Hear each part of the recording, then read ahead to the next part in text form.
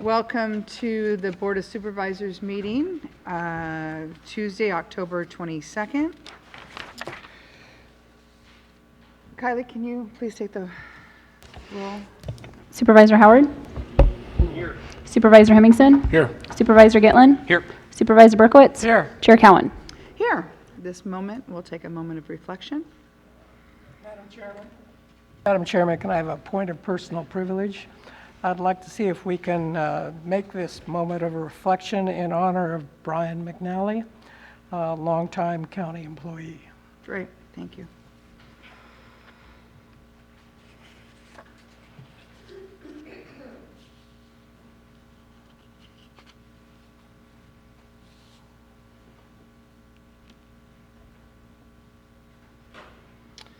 Supervisor Berkowitz, could you please lead us in the Pledge of Allegiance? Can we all stand, please? Ready, begin. I pledge allegiance to the flag of the United States of America and to the republic for which it stands, one nation, under God, indivisible, with liberty and justice for all.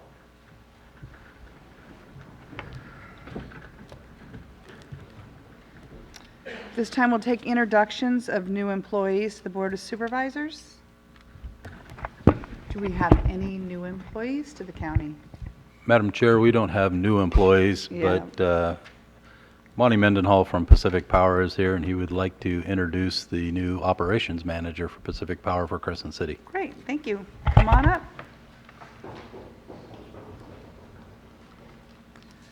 Good morning. Good morning. How is everybody? Great. We have a new operations manager here in Crescent City, just settling in here. He's been here about a week now. And so we've got Nick Capel as our new operations manager. So he'll be out at North Crest at that office there, supervising operations in the area here. So let Nick say a few words. Great. Welcome, Nick. Thank you very much. It's nice to meet you all. I'm really excited to come in and see if I can't become involved with the community and help out in any way possible. Excited to be here. Great. So, Welcome. all right. Thank you very much. Thank you. Anything to report out of actions out of closed session, council? No reportable action. Thank you. At this time, I'm requesting deletions, corrections, or additions from board members to the agenda. In order to add an item to the agenda, the matter must have come to the attention of the county subsequent to the posting of the agenda, and the matter requires action before the next meeting of Board of Supervisors. Do I have anything, gentlemen? Madam Chair, we have not acted upon the lease termination agreement between the Matt Faring property on 2nd Street. Okay, well, that right now And isn't may I- part of may I finish, this please? agenda. No, No, 'cause I'd we're like talking to about see- deletions and corrections of this agenda right now. That's something we can take up at a later time. Well, Thank you for pointing it out. It says here, you just said it has to be brought to the attention, so I'm bringing it to the attention of our Items board. on this agenda. So you're not going to accept the fact that this will be on the next agenda? Is that what I'm hearing? Because We're I'm not- making you, advising you that we have not had that, and we've discussed it, and we continue to pay $3,078 a month on vacant premises. When will this appear on our next agenda, which is, I believe, November 12th? Can Thank you you. at least respond to that? Thank you. So at this time, we'll move on to brief board reports. Supervisor Berkowitz, you want to kick us off? Thank you, Madam Chair. Well, like many of our staff supervisors, I attended the mandated sexual harassment meeting.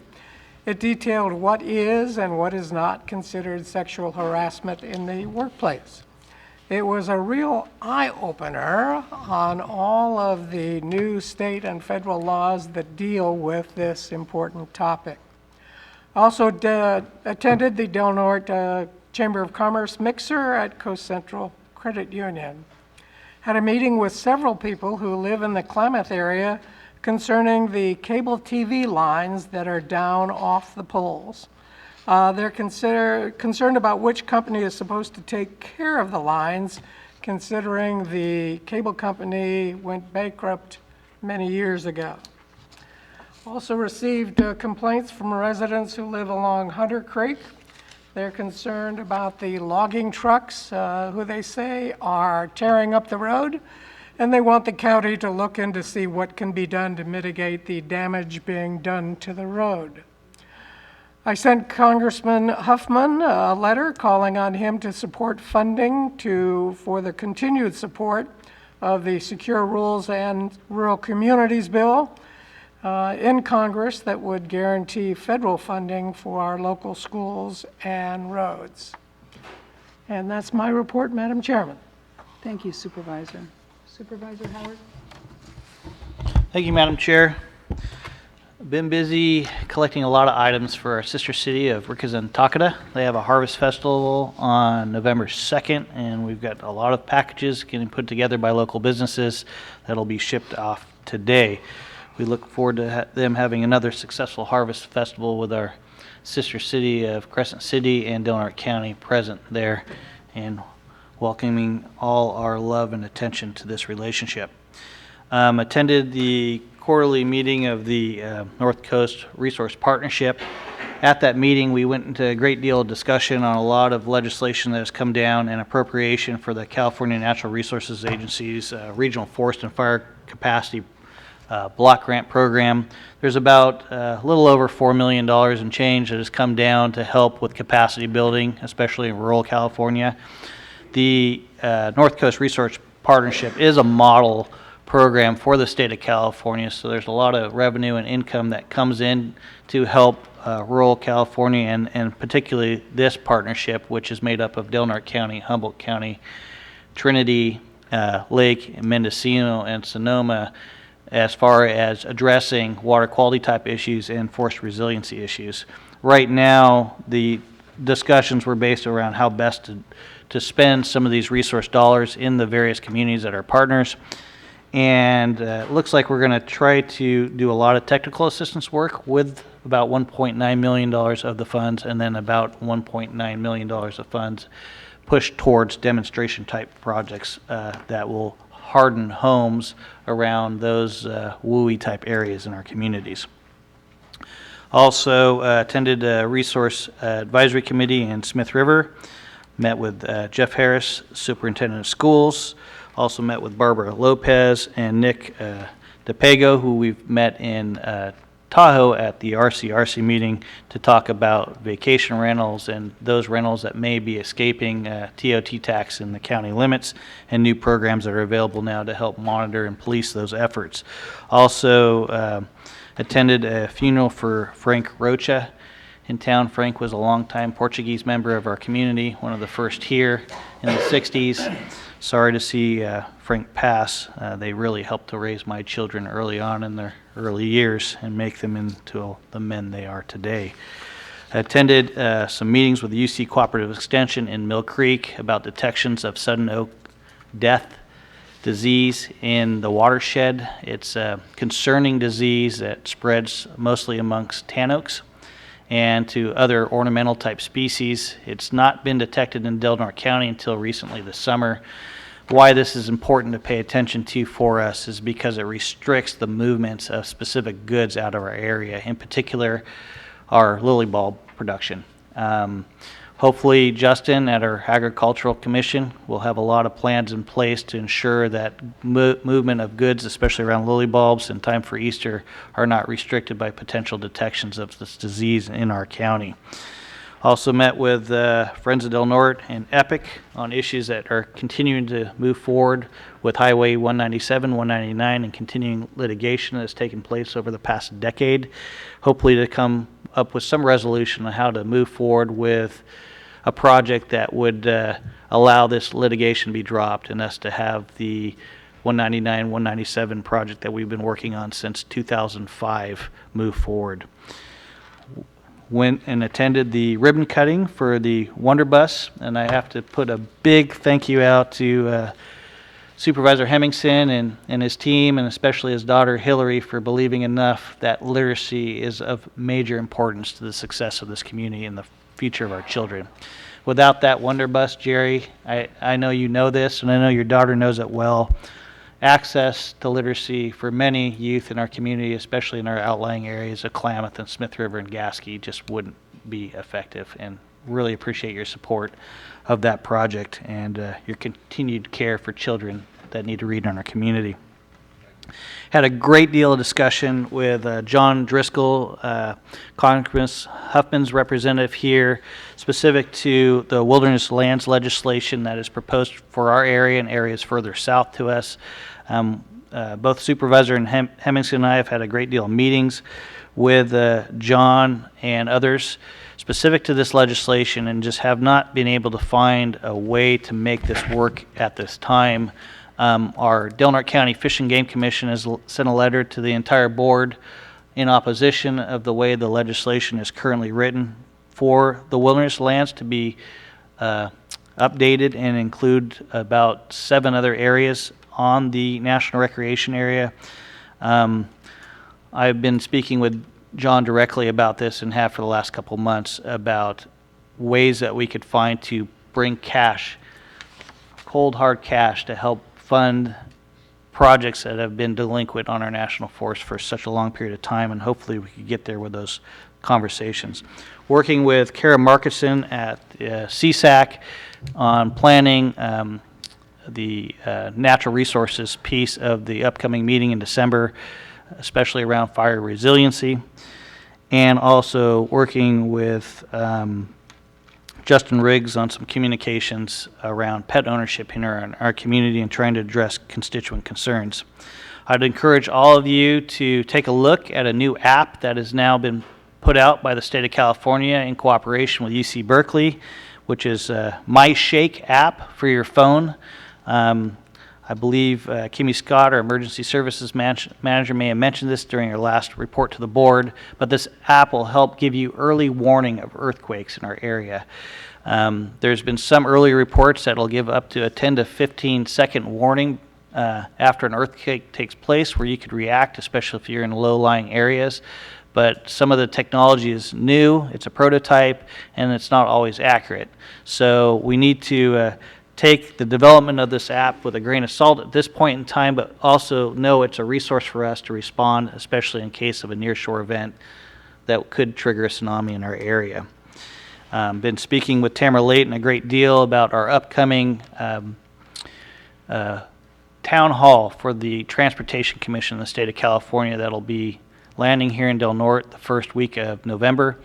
It's going to be a great meeting that I hope a lot of our community attends. It will be right here at the Flynn Center, and then also followed up by Mike McGuire over at the fairgrounds, where we could exchange and impress upon the California Transportation Commission the importance of projects around transportation here in our community, and those resources that don't oftentimes travel as far north as San Francisco, but do need to travel as far north as Del Norte County to do important things like Last Chance Grade and Highway 199.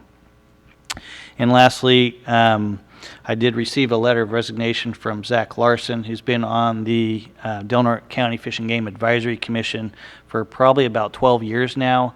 I'll miss Zach and his input as a biologist on the Fish and Game Commission, but if anybody is interested in serving in District 3 on that commission, I'd welcome their application at this time. And that's all I have on my report, Madam Chair. Thank you, Supervisor. Supervisor Gitlin? Yes, thank you. Well, I attended our most recent bi-monthly, which is every other month, Citizens Advisory Committee at Pelican Bay State Prison. We discussed the expanded role of the off-reservation program, which gets these fellas out of the confines of Pelican Bay into our community and doing all kinds of things such as median cleanup abatement. And the next step is Pelican Bay is very interested in expanding the role of the off-reservation program, and we put them in touch with Heidi Kunstl at our Community Development Department about moving into road sponsorship and the cleanups of many of our byways and roads throughout the county. So that will be the next step in getting these men out into the community and doing some good work, breaking a sweat and cleaning up our community. We were also introduced to the new Public Information Officer, Dale Hagerson, a longtime individual I've known for a long time. He's the new Public Information Officer at the prison. And he let us know about an event this weekend, which is the testing for CDCR corrections officers and other employees, which will take place this Friday and Saturday, October 25 and 26, from 9 to 5 p.m. at Elk Valley Rancheria. And the opportunities aren't just CDCR, so if you're interested, give us a call or go online to eventbrite.com, get yourself registered, and find out about some good paying jobs that are coming open into our community. We're continuing to assist various departments with expanded projects from probation department, and these are probationers who are out there trying to burn off community service hours. And we have already institutionalized the ongoing cleanups or the dispersals of wood chips along the trails at the animal shelter, and we're looking at other departments in which these folks who are looking to burn off these community service hours are put to work in doing various jobs that won't cost anybody any money and are court supervised. Moving along, the city announced it will soon receive a $200,000 beachfront federal grant. The public was asked to register its preference on how the funds should be allocated, and the choices were a bike pump track, a splash pad, a cultural interpretive center, a botanical garden labyrinth, which was quite interesting, Kids Towns improvements, bank shot basketball, and disc golf. Announcement on which these projects will be moving forward will be forthcoming, and when those funds will become into the city will be also announced shortly. Last night I observed the swearing in of Richard Griffin as our new chief of police in the city. It was quite a turnout here in this building. It was standing room only in this of supporters of now Chief Griffin, and I wish him the best, and I very much support his success in moving forward and doing the good things that need to be done in our city. And as mentioned by Supervisor Berkowitz, Del County lost one of its most unique and finest employees October 13th. John Brian McNally, who was our senior environmental specialist, was 76. He passed away from terminal illness. He was a very interesting guy, much more than just an environmental engineer. I learned he was an attorney. He's authored several books. I had an opportunity to work with John, or Brian, as we knew each other over the years on a number of projects, and he was always helpful, very passionate in what he was doing. And his last wish, if any of you read the newspaper, the obituary, his last wish before he passed away was to ask our Board of Supervisors and Healthcare District, and those of you in the community, to revisit the county's lack of a hospice care facility. We don't have one. We used to have one here in the county, and that was probably 10, 12 years ago, but for various reasons it was discontinued. And he's asking our Board of Supervisors to revisit that, and we will be doing that through the Healthcare District and see if we can revisit that to explore how we can reinstate hospice care for our rapidly growing demographic of seniors in our community, and having Brian's final wishes honored. That's my report. Thank you. Supervisor Hemmingson? Yes, thank you, Madam Chair. As Supervisor Howard mentioned, there was a Wonder Bus ribbon cutting ceremony at the Family Resource Center. I was very happy to be part of that, the small part that I played, but really most of the accolades go to my daughter Hillary, who was very persistent and kind of got all the necessary people in the community, and there was a lot of people in the community that focused on the Wonder Bus. It's a great resource, and happy to see that back on the road, and it does look very nice. I attended the Redwood Rising ribbon cutting also down at Prairie Creek State Park. National Parks and State Parks, along with Save the Redwood League, has got a program now that they're going to do some large-scale restoration projects, bringing redwoods back into the landscape that have been replaced by other species of trees. Not all, it's not going to be all redwoods. They'll have diverse plantings, but quite a project that they've taken on. I went to the celebration of life for Jack Reese at Veterans Hall and was asked to read the proclamation or the resolution that this board had adopted earlier. Had some discussions in the conference call with Sean Fries from Fish and Wildlife about the Pacific Shores properties and moving forward with the Wildlife Conservation Board acquiring those properties. I spent about 3 days in Santa Rosa, a whale working group pre-season risk assessment for the Dungeness crab fishery. That was a full day meeting, and then we had 2 days of our first Dungeness crab task force meeting. That was a 2-day affair. And that was our first meeting of the year since the elections had taken place. And then I had another follow-up meeting with staff to kind of nail down the points on the Pacific Shores properties acquirements for the WCB to acquire those properties and what that would look like. So we're still working on that, and we'll later on in the agenda, we've got some direction possibly to staff. Went to Redwood School to become RAD, which is Redwood Awesome's dad. In my case, I'm a Redwood Awesome granddad, so I don't know how they fit that in there, but it's a volunteer group to help mentor kids and kind of watch things out there at the school on a voluntary basis. Very happy to do that.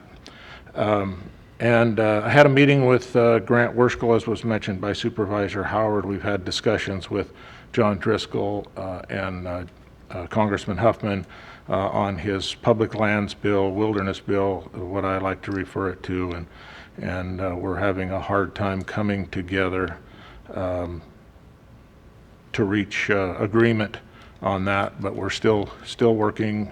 We may have to bring that to the board for some discussion later. And I would like to thank Supervisor Howard in working on the 199, 197 issue, and hopefully we can come to resolution on that. And that's my report. Thank you. After our last meeting, I had a agenda review for Solid Waste Authority. I had a meeting with Jeff Harris to go over December visit with the Japanese delegation coming out. Met with the Japanese club over at our high school. We have a local Japanese club there, and met with those kids who are going to also help out. Attended the Area 1 Agency of Aging Board meeting that was held in Del Norte County this month. Had agenda review for this meeting. We also had a Solid Waste Authority meeting discussing upcoming negotiations with Recology, as well as recycling is always a heavy topic, and what is coming down from the state with the requirements of what we're going to be required to do with recycling. Did a community tour with a new PA for our clinic. Had a brief meeting with Thomas Wenzel, who is Senator McGuire's aide, on upcoming town hall as well as other issues. Had a meeting with Ali and Karina at Sutter Coast Hospital. And yesterday afternoon had a women's empowerment meeting with a wonderful group of women who will be representing Del Norte County at some meetings in December. And that was it for me. And we can move on to the consent agenda. At this time, I'll take any public comment on the consent agenda items only. Move for approval. Second. A motion and a second. Any public comment on consent agendas items would be items 1 through 7. Okay, seeing none. Kylie? Supervisor Gitlin? Yes. Supervisor Berkowitz? Yes.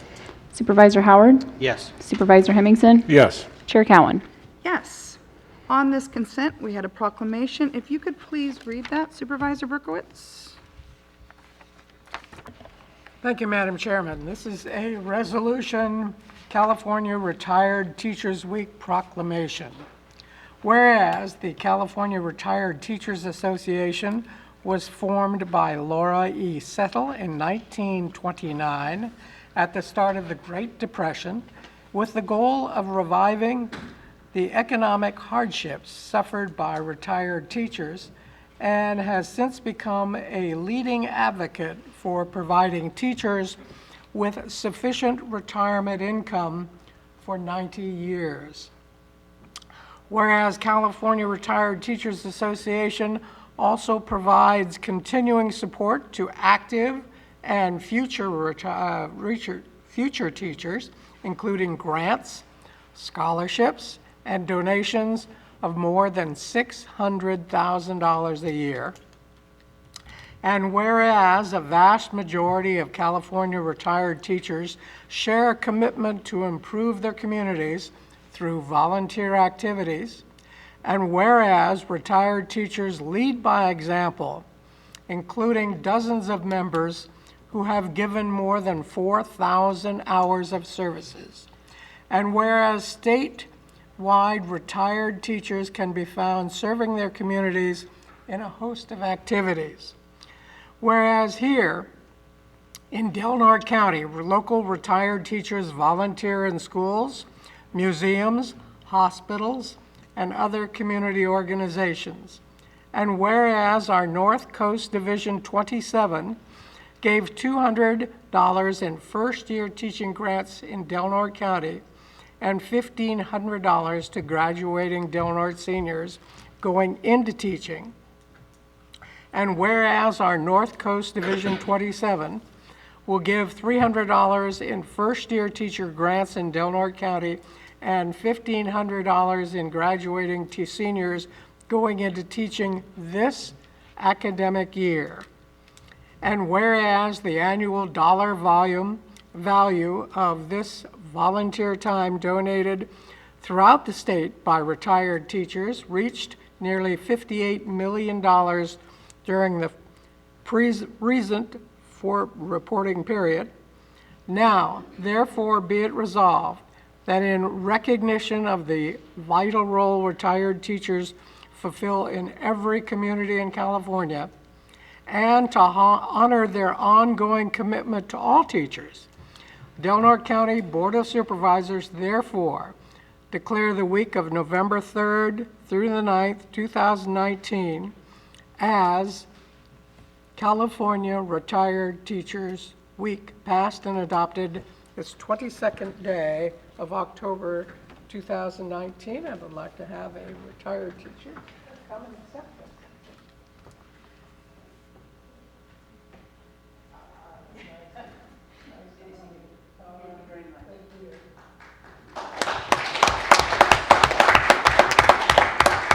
Do you want to say a few words?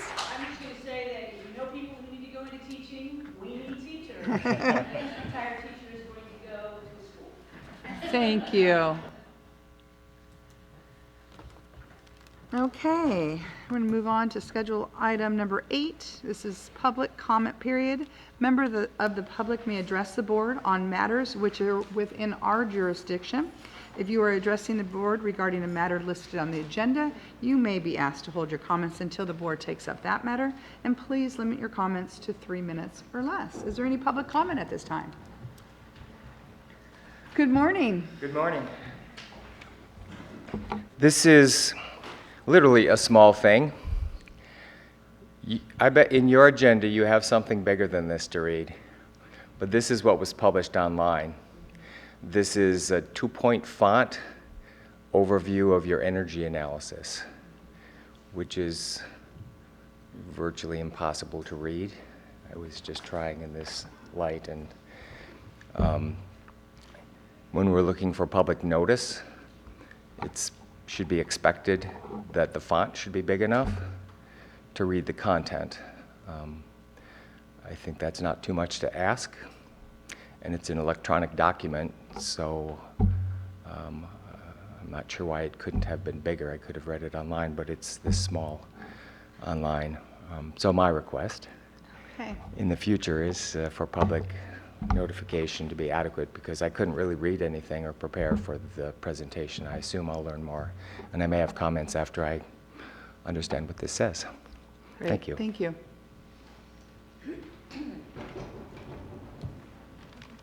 Linda Sutter County. Last night was fantastic in here. I've never seen so many men and women in uniform, and it was a pleasant sight to see.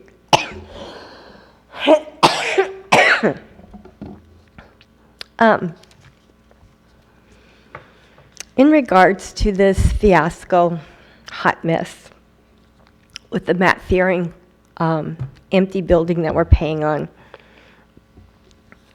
I just wanted to remind you what $163,000 to this community could have been used for. It could have paid rent for one family for 10.65 years, 4 families for 2.66 years, could have made $40,000 donations to our community food bank for 4 years.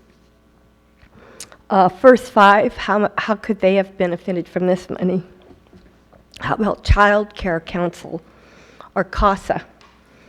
Or how about our California Child Service Program, which provides diagnostic evaluations and treatments, as well as including oral health for families earning less than $40,000 a year. I want to remind you that,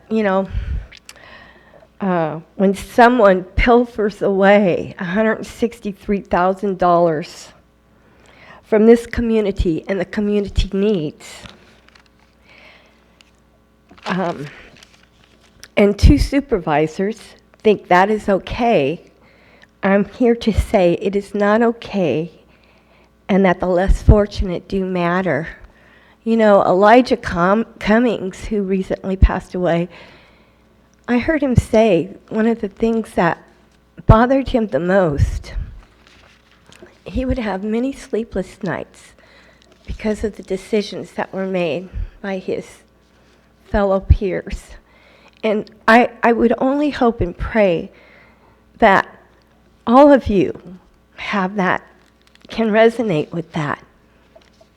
I have sleepless nights, and I'm not even on the board, but the decisions do affect this community of what you do.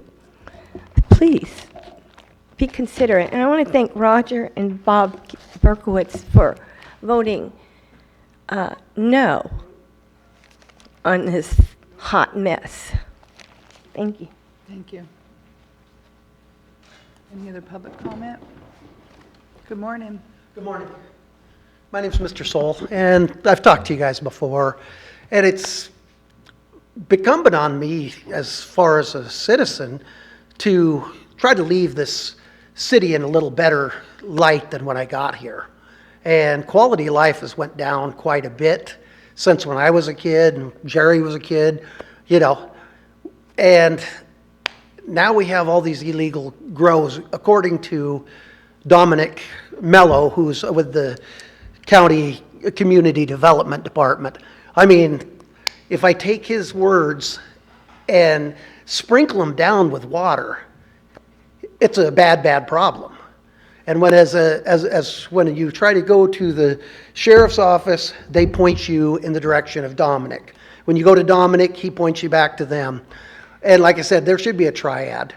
When I went to the Community Development Department, when it was an active grow, when you guys had a moratorium here for this, I was told by them directly, straight to me, yes, there was a permit to run power from the pole across the street to the garage. If not, we could have ended it right then and there. That's a safety hazard to me, safety hazard to all the other neighbors. We could have ended it. Was told a flat out lie by the people there.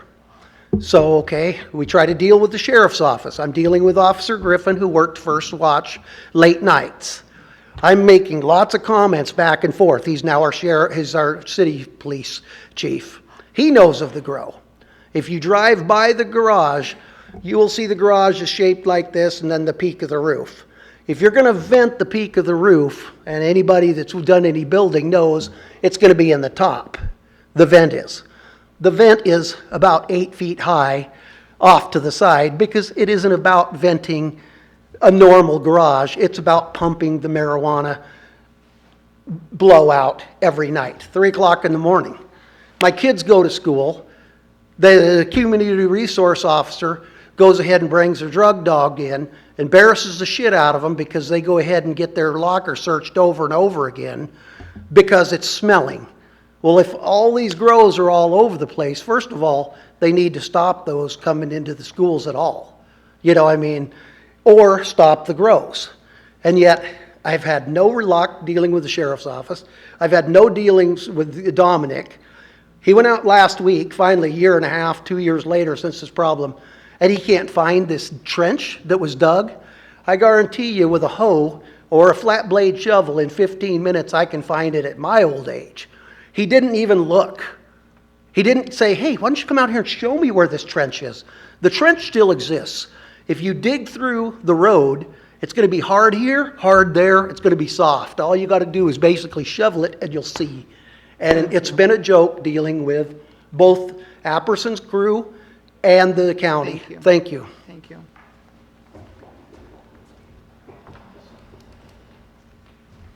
Good morning. Good morning. Madam Chair, members, first I'd like to thank you for reappointing me.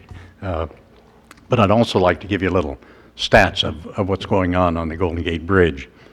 First of all, on the bridge, and I know Ms. Cowan was just down to see it, and we're waiting on Chris Howard to get down there.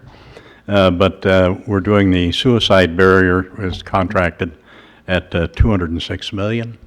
And of that, we're also putting a new traveler system underneath for the workers to work.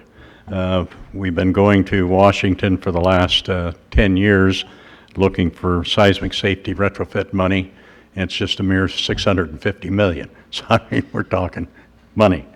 In our bus division, we just purchased 67 new hybrid diesel buses for $65 million. You know, this is, of course, most of this money comes from the feds.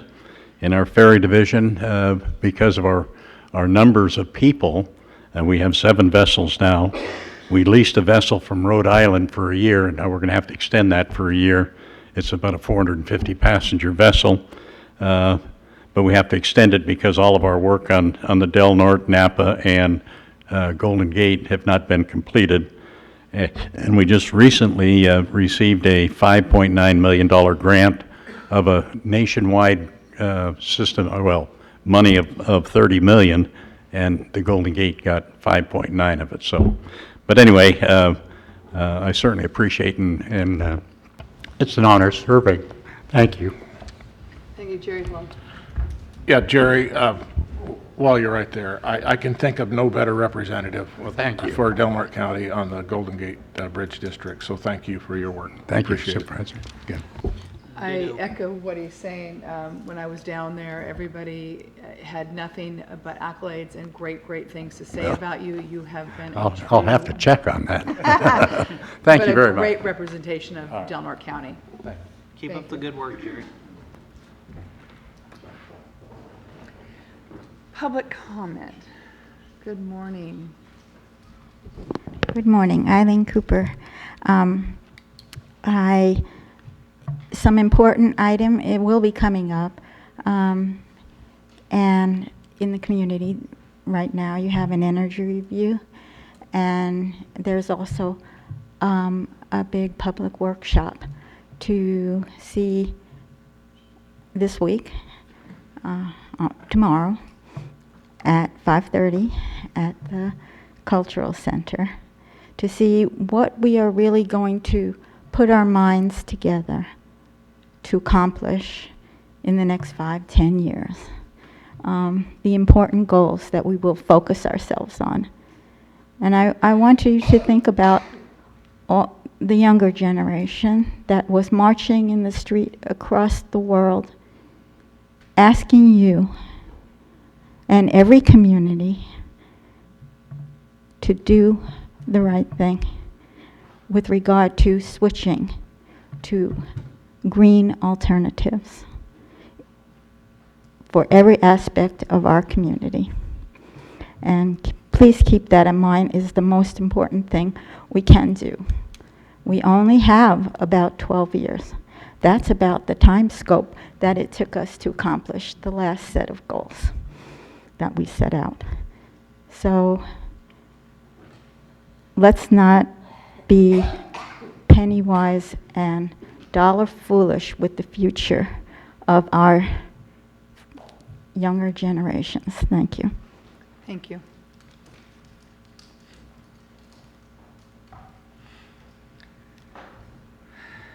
Good morning.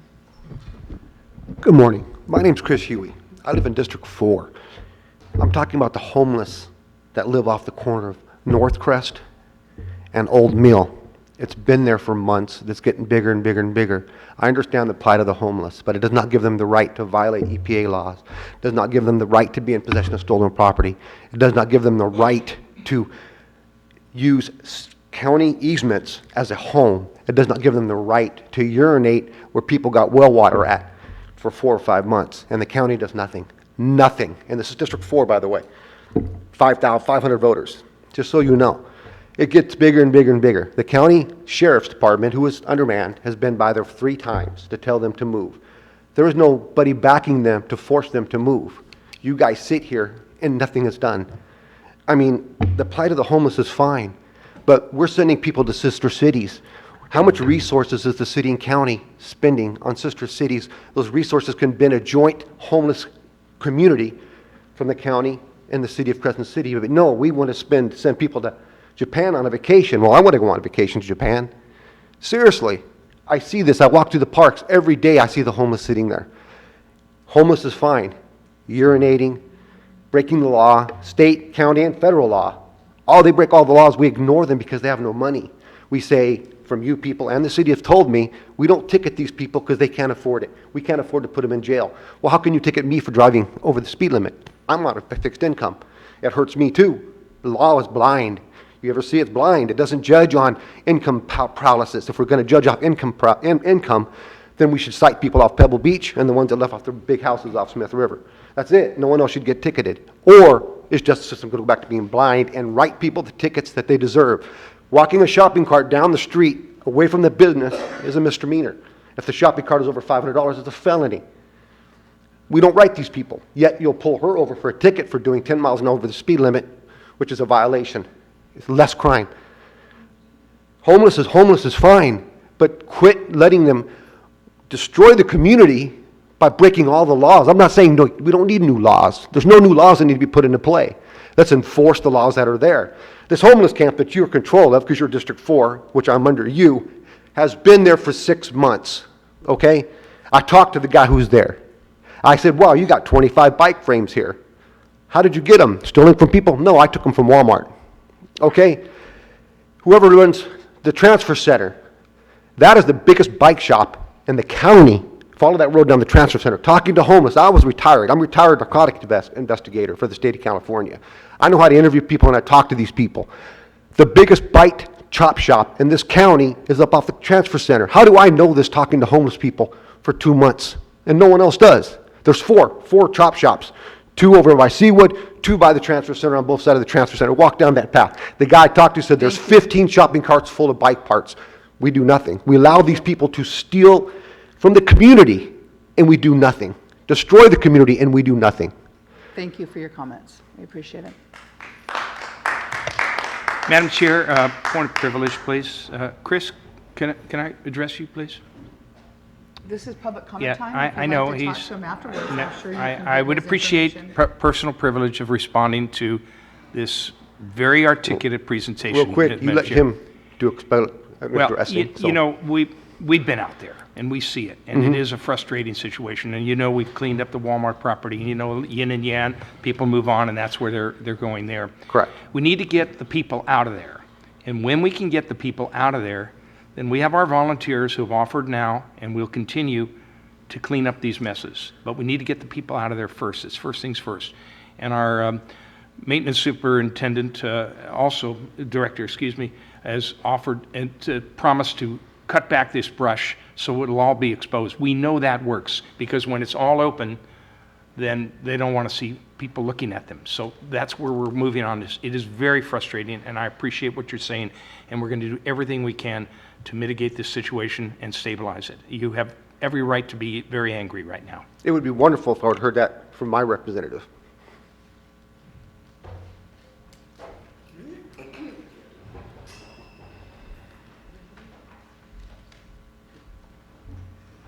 Greetings. Good morning.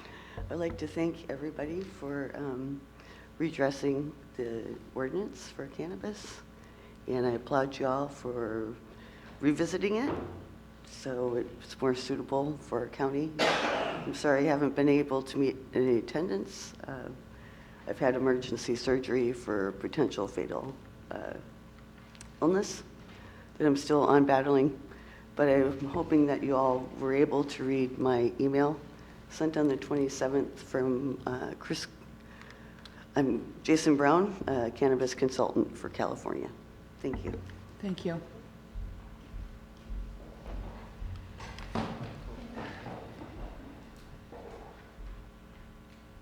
Good morning. Hello, good morning.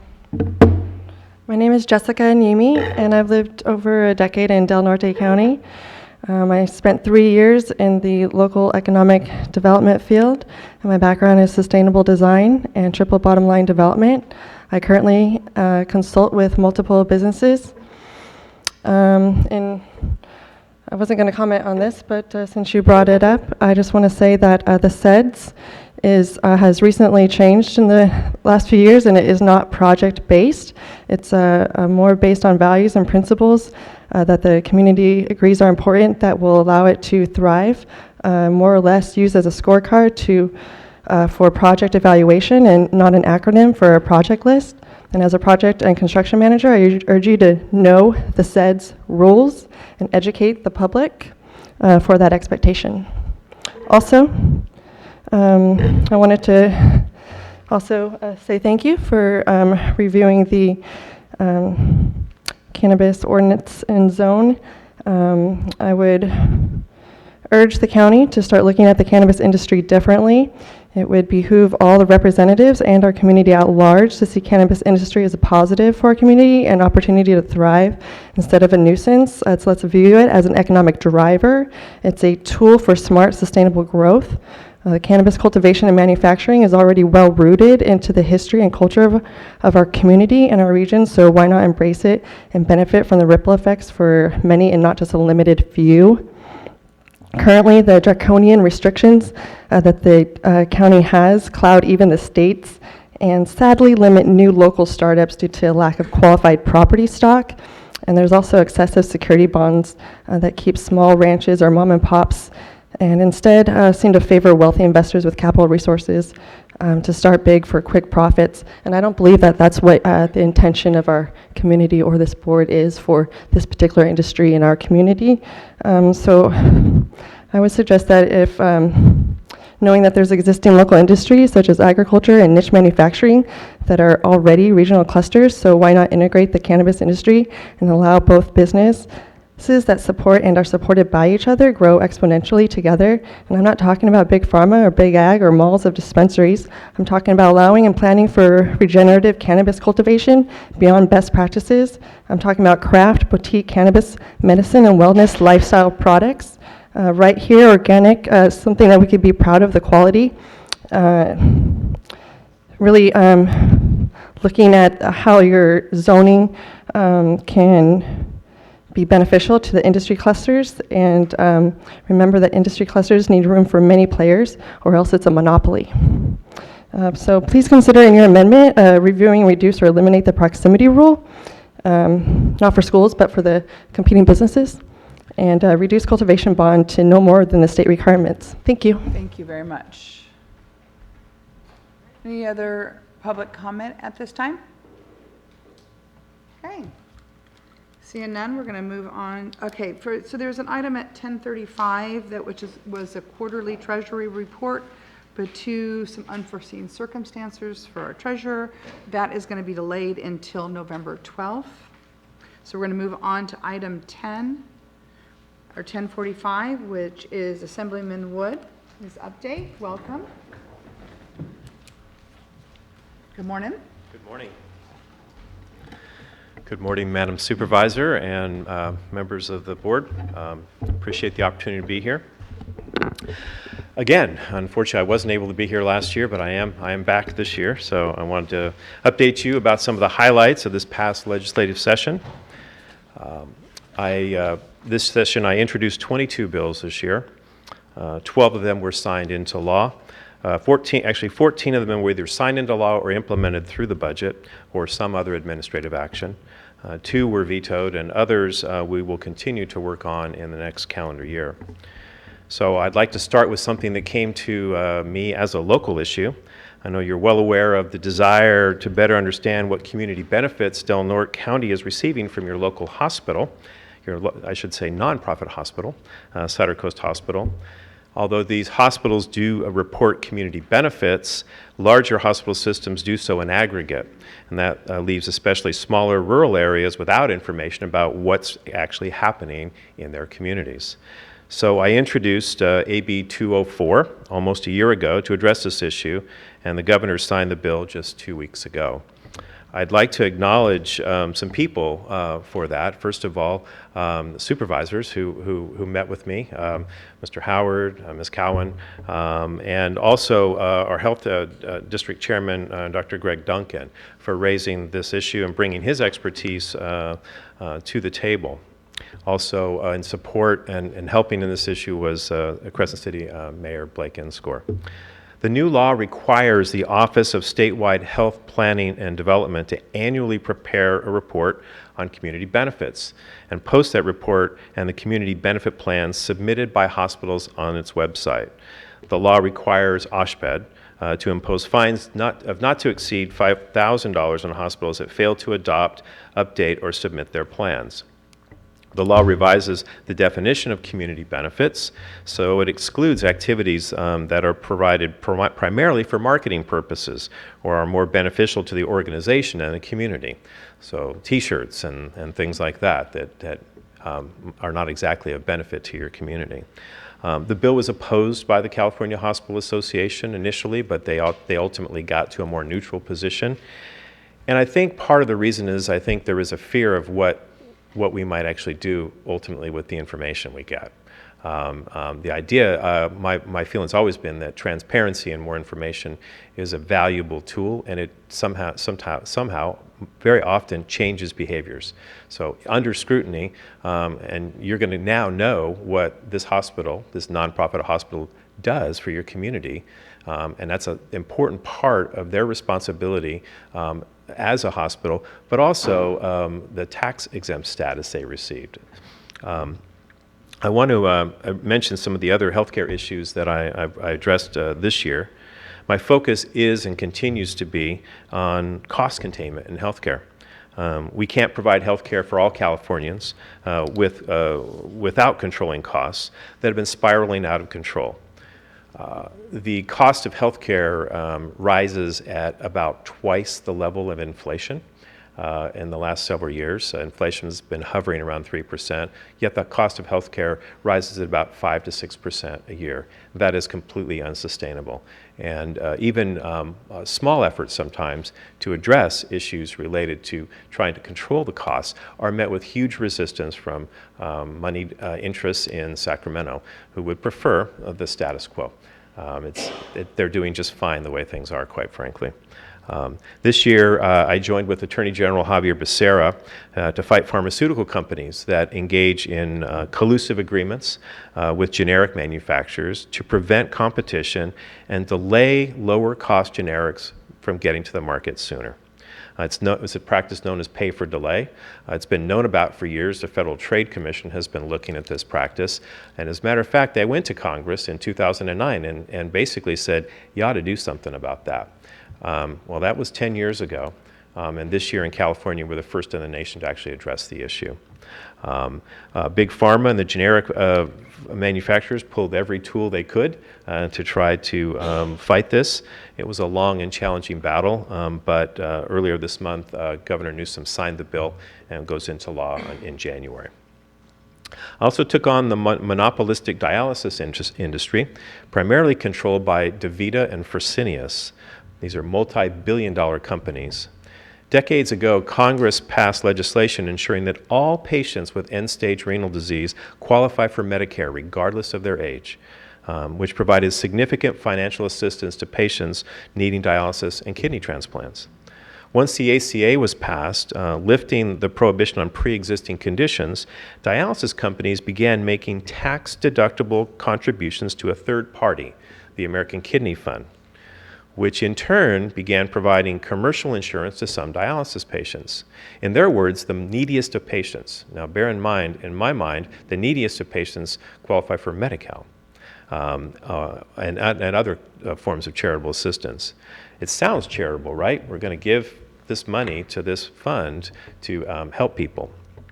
However, the companies began receiving reimbursement rates up to 4 and 5 times the Medicare rate. Now, if you control 80% of the market, there's a pretty good chance that you're going to get a windfall of money, and sometimes in the rate of $4 to $5 on the dollar you made for your tax-deductible contribution. In the end, patients saw no difference in the quality of their care, but this scam actually increases the overall cost of care for all of us, and it leads to rising premium costs. That was signed into law by Governor Newsom a little over a week ago. I also introduced health care to assist more than 1 million vulnerable seniors. When a low-income senior who is covered by no-cost Medi-Cal turns 65, they often find themselves subject to a loophole in the law that categorizes them as a share of cost beneficiary, often costing them hundreds of dollars a month that they simply don't have. So they lose their Medi-Cal, and then they're off it and then they have to be constantly reassessed. So they kind of go through this cycle of being on Medi-Cal, off Medi-Cal, on Medi-Cal, off Medi-Cal. So we closed that loophole. The governor signed the bill so people won't go through what we call flipping in and out of care. I continue working on issues related to the opioid crisis. I think last year we talked about a couple of bills I carried, or last year Aaron talked about a couple of bills I carried. One created a requirement for electronic prescriptions. A significant number of opioid prescriptions are received through fraudulent means. This bill would require that all prescriptions will be submitted electronically by 2021, with few exceptions. This process can significantly reduce paper-based fraud and forgery, since medication errors, reduce medication errors due to poor prescriber handwriting. I'll take credit for that. It wasn't unusual for a pharmacist to call me when I was practicing and say, can you tell me what you meant to prescribe here? So we'll eliminate that. It's harder to have sloppy handwriting when it comes off of a computer. And to make sure that people are not doctor shopping. That's another issue, as you can track these things electronically. Another bill regarding opioids was requiring that the prescribers who prescribe high-dose opioids, often in combination with other things that are considered, make them high-risk patients, they also offer a prescription of, co-prescription of naloxone, which is a medication that reverses the effects of opioid overdose. A lot of law enforcement and certainly ambulances carry this. It's a tool that can immediately save someone's life and provide an opportunity. This also provides, by doing this co-prescription, an opportunity for the pharmacist to discuss the risks and the physician describe the risks the person might have as an individual with these medications prescribed together. Just last week, as chair of the Assembly Health Committee, I joined 2 other committees in holding an oversight hearing on vaping. My interest in vaping and related to my position on smoking in general. As a healthcare provider and a dentist, I've seen the health effects and dangers of smoking, and am passionate about educating the public and supporting policies that will protect us from what is often corporate greed. The CDC has reported 33 deaths, I believe that's current, related to vaping, and over 1,300 cases of illnesses we're now calling vapey, which is a vaping, we'll call it a vaping illness, certainly raised our awareness of this issue nationally. We have data that shows the percentage of our young people who are vaping is growing and becoming too addicted to higher and higher levels of nicotine. Let this sink in. A single Juul pod has enough nicotine in there to be equivalent to a pack of cigarettes. And I don't know at what rate people consume that, but that to me is pretty shocking when you think about that. The information presented at our hearing, which along with a second hearing we'll be having in November, will guide us as we begin to try to craft policy on vaping next year. And a couple of other issues I'd like to just touch on. Throughout the North Coast, we've experienced, obviously, wildfires some caused by PG&E lines, others caused by individual incidents. We lost 85 people in the Camp Fire. Regardless of the cause, we must do what we can to prevent these fires from happening again.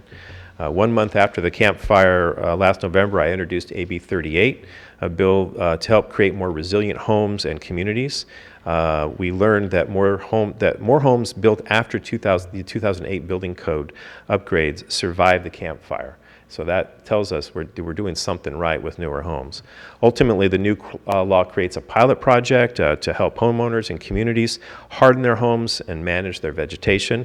It will also, through a collaborative process of state and local departments and agencies, determine what standards we should be using for creating this resiliency going forward based on information and research. That bill was signed by the governor early in October. One of my bills brought the issue of DMV not accepting credit cards and their branches to the forefront, and the governor actually implemented this through the budget. So that was good news for all of us. And one of my bills that will spill over into 2020 is a bill that's been carried many times before and without success, is a 365-day fishing license. As it stands now, you buy your license on December 31st, you're out of luck, you got to buy a new one in January. It seems silly. You don't do that with AAA or Costco or anything else you might be a membership organization to be a part of.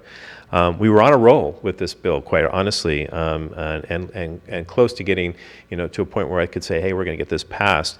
When we became aware of a study going on with the Department of Fish and Wildlife about how the state might reverse the entire trend of fishing licenses and hunting licenses. And so we're waiting to see the recommendations, and the goal is that we will actually make this a bigger bill relating not just to fishing license, but hunting licenses as well. It's been a good year, but a tough one. Taking on pharmaceutical companies and multi-billion-dollar for-profit companies like the dialysis corporations is a challenge, but I continue to be energized by doing what I think are the right things. Finding solutions to preventing wildfires also a challenge, and there's no opposition to that goal, by the way. So I'll continue to work to that effect. I want to thank you for the opportunity to share some of my legislative work with you today. I know that there are other bills that were passed, and we worked on other bills that were not passed. I'd love to be able to open this up for questions, and I just thank you for the opportunity to be here today. Right, thanks. Madam Chairman? Supervisor Berkowitz. Assemblyman Wood, I want to take this opportunity to commend you for authoring AB 824. This is the biggest prescription drug price bill of this year, and 2 weeks ago it was signed by Governor Newsom.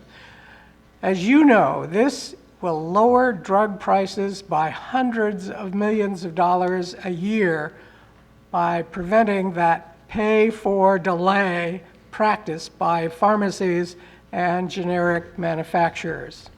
Here in Del Norte County, we can expect lower-priced generics to come to the market sooner, easing the burden for seniors and other people who desperately need these medications to survive. So again, Assemblyman Wood, I commend you for leading the fight to lower drug prices for all of us. Thank you.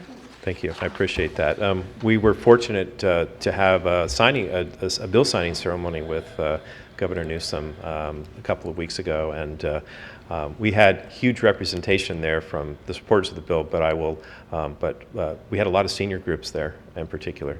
I think these prices affect a lot of our aging population at a much higher rate than our younger folks, so it was an honor to do the bill, and we've got other things we have in mind as well for the future.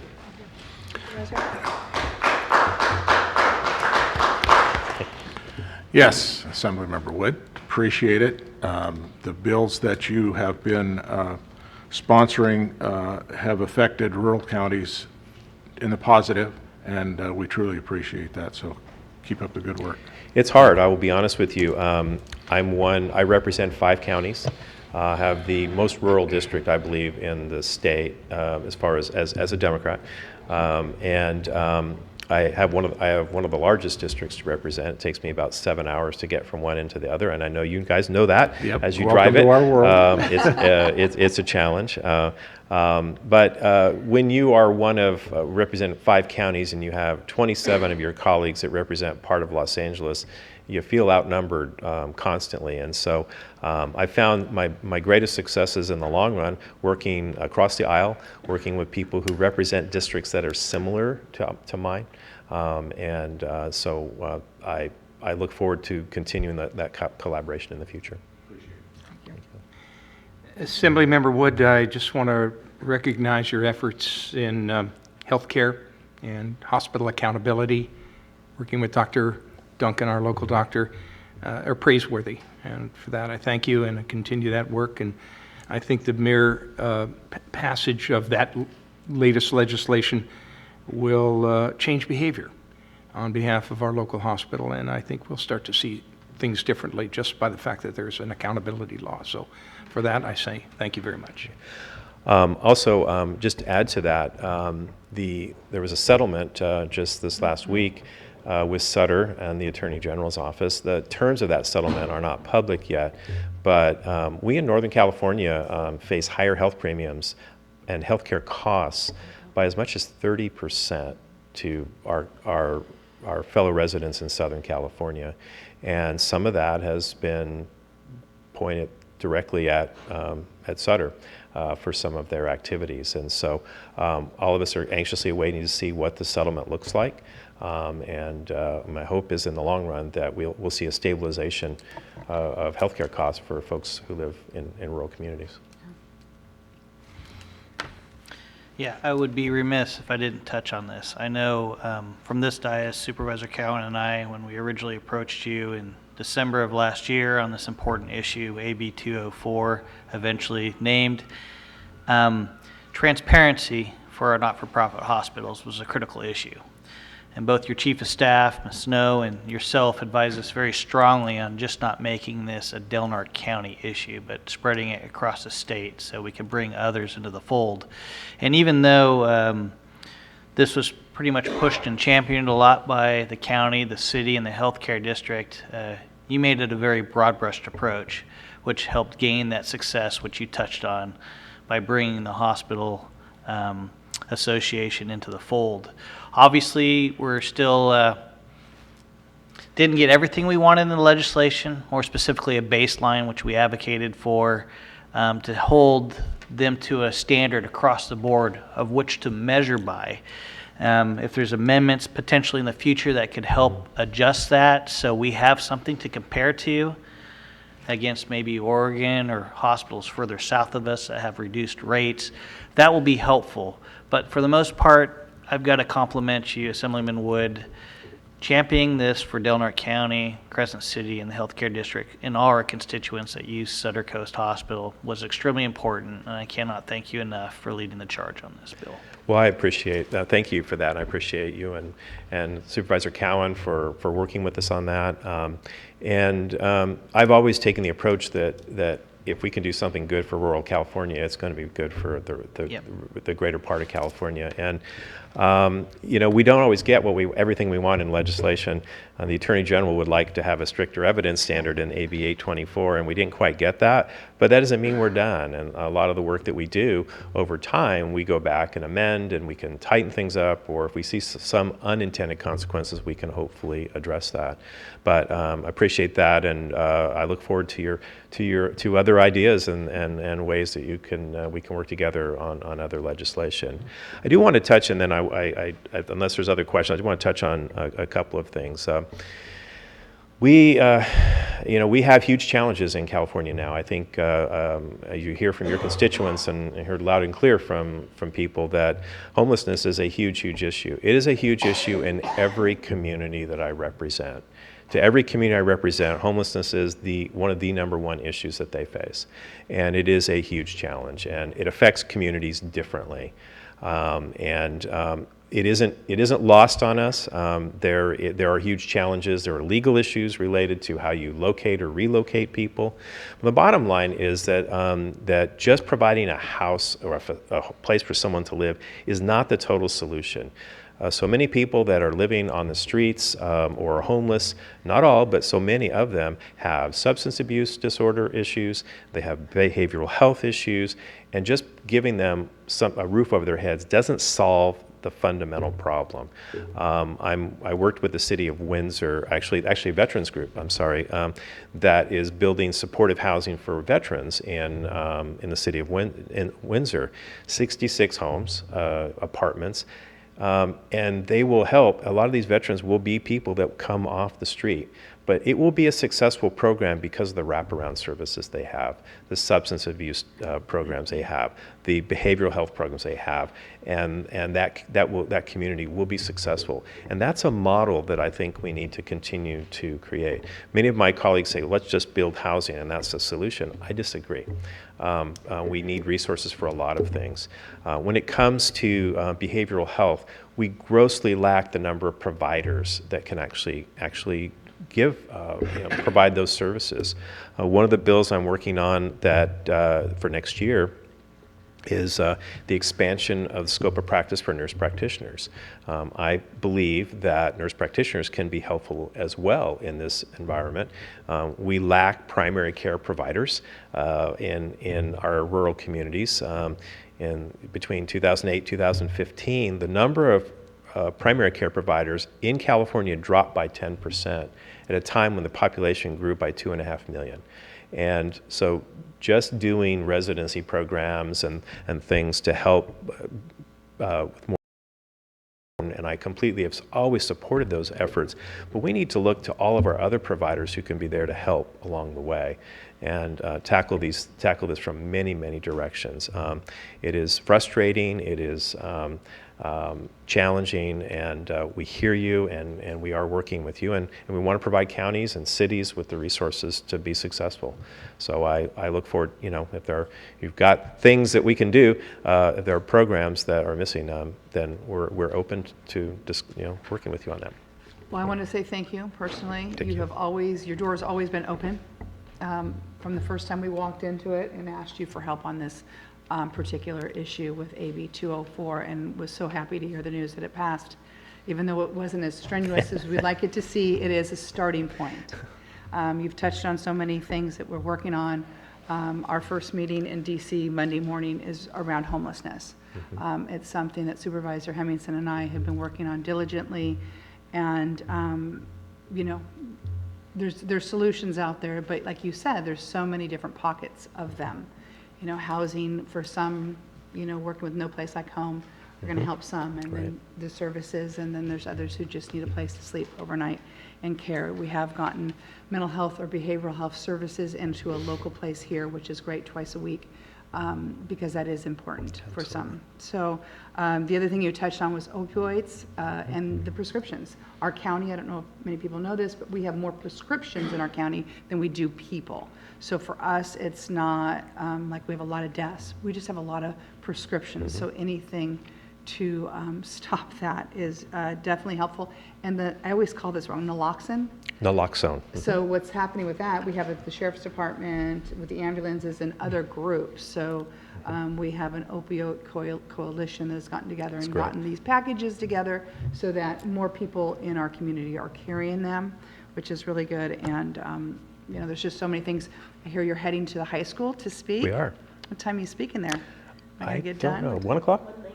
1:19? 1:19. They're very I precise think in I high might school, so make I don't know it. if you noticed that or not. So thank you. That's another program that's just dear to my heart, and talking about educating our children and the different things that are going on, and that's just one thing with the medical career pathways at the high school. So I'm really happy that you're going to be over there speaking to our kids, and hopefully I will be over there listening to you. So again, thanks for representing us. Thank you for always having your door open. I don't think you've ever said no when I've just shown up in Sacramento. You've always been willing to meet, so that's really appreciated. Thank you. So thank you very much. Thanks very much. And while you're in DC, there is a bill related to AB 824 that was introduced. You might as well push your members of Congress on that. But there's a federal legislation out there that's similar, Okay. But has stalled. So feel free to push them. Okay. Thanks. Great. Thanks, Thank you. Appreciate it.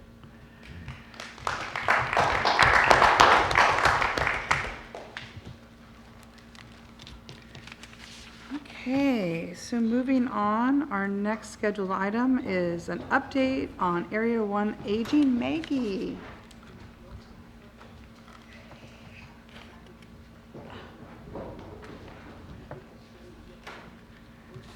Good morning. Good morning. Hi. Good to see you. Good to see you all. Thank you for the time today. Appreciate it.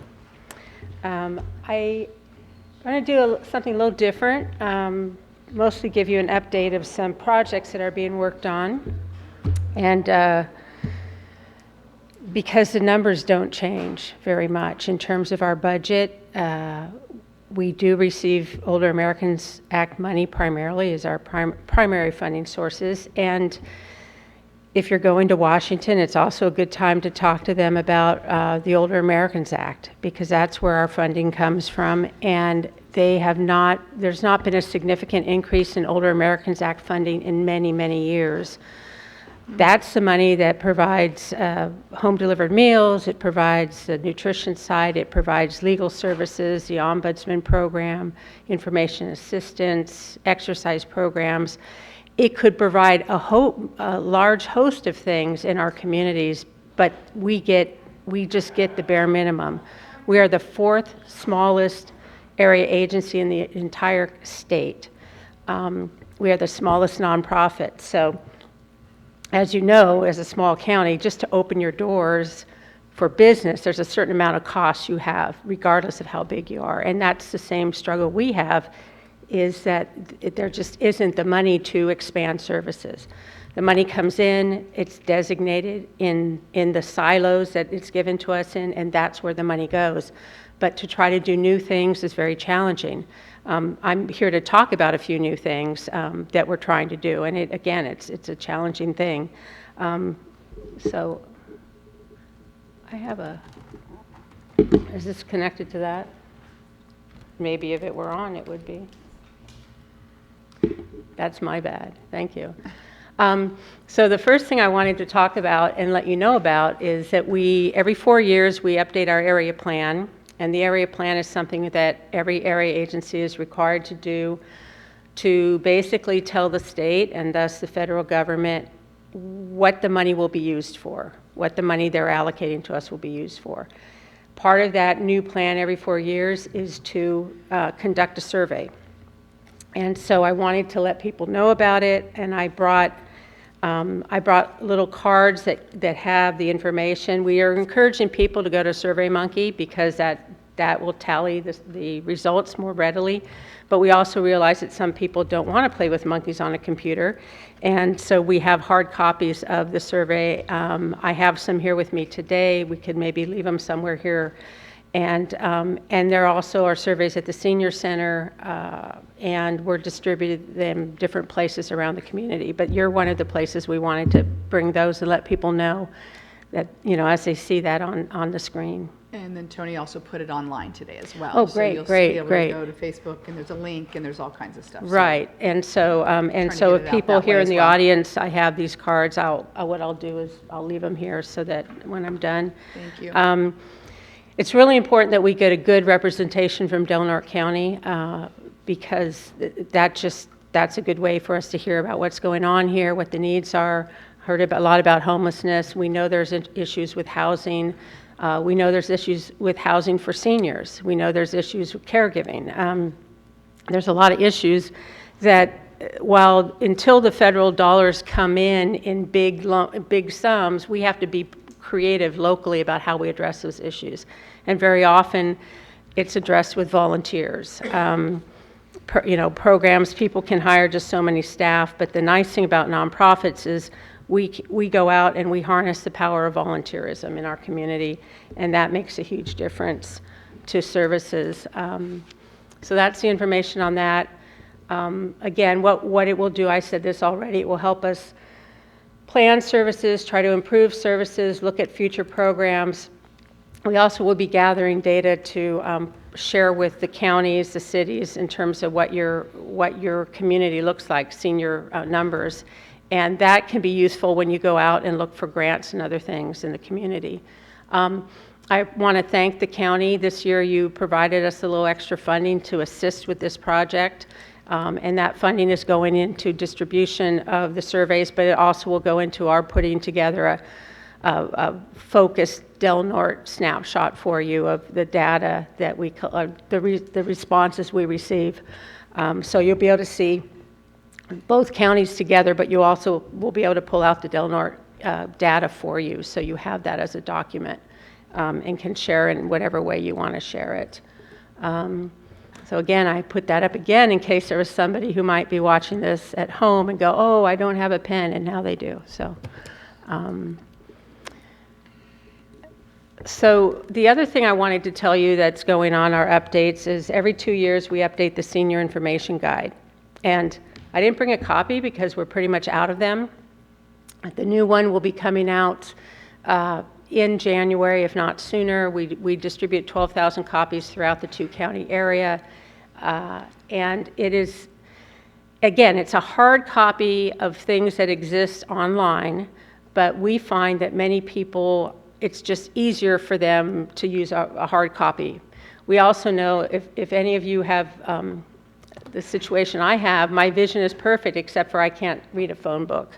So I don't know why, but for some reason the phone book print is way too small for my eyes. So this is a larger font. It's got the information primarily that you would be looking for, topics that are important to seniors. So that will be updated. We're working with the senior center here also. We contract with them for information assistance, so we're working with them to gather updates also for Del Norte. So it includes both counties, and it will be updated and available in the community as soon as we're finished editing and it gets printed, but it should be out in January. So we have some new things we're trying to do, and again, this is without benefit of using the federal dollars for it. So it's always challenging, but one of the things that we're looking at is called North Coast Home Share. A couple years ago, we got small amounts of money to do a kind of a feasibility study and talk to seniors and other people about, opening their home to renters. We know there's a lot of older folks who live in their family homes. It makes no sense for them to move out of them because one, what are they going to find that are locally that will meet their needs? Two, what are they going to do with all their stuff? There's a lot of issues. And three, why do you don't want to move out of your home? If you can stay in the home, you raise your kids, and that's where you want to stay. So, but there's extra space potentially in that home. And meanwhile, we have people out in the community. And I'm not talking necessarily about a homeless person with a mental health disorder, although that too exists. I'm talking about people in their 50s and 60s who are low-income seniors who may not be able to afford or find a rental unit anymore. They can't find and afford a one-bedroom apartment. And those people could be great roommates for somebody in their 70s or 80s. You know, when we talk about home share, everyone thinks, oh yeah, that'd be great for teenagers or for college students, and that whole intergenerational thing. But I remind you that if you're 80 and you're 50, that's two different generations. That is also intergenerational. And we do have people who are struggling, living on Social Security or SSI, who are struggling to pay the rising costs of housing in California and in our rural areas.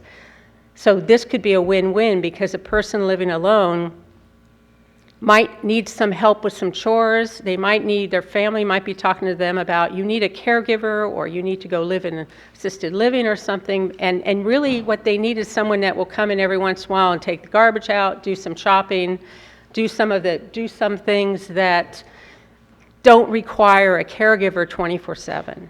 And so what we want to do is match people up with skills. We've created a system. We will interview everyone, background check, and provide a support for the match. We will look at the person's housing and kind of give them advice as to whether, you can't charge $1,000 for this space or whatever it might be. But we can kind of help people and also help with conflict resolution. It's really scary to open your house to have somebody live in it and feel safe about that. When you're younger, you go off into the world and you have roommates, and it's all part of the greater experience, and you learn your lessons and you kind of laugh about it later. But as we get older, we don't really want to have all those experiences that we're going to, in hindsight, laugh about. We want to be safe and comfortable. So this is something we're working on. We're going to be writing a grant, a larger grant, to help get some part-time staff in there for that, who will develop a very strong volunteer core, so that we have primarily volunteers who are doing a lot of this work. We're modeling it after Vermont Home Share, that has been very successful in using volunteers. We have to. We can't get the money to pay a full-time person to be the only one doing this work. We need community members to help in all these types of tasks. So I will keep you posted. That is something we want to offer in both counties as best we can. And again, it comes down to, can it happen in your county? Absolutely. If there's volunteers to help, and if there's people with homes that they want to share, it can happen. What we would do is serve as trying to coordinate that and help mitigate fears and address concerns so that people would be willing to give it a try.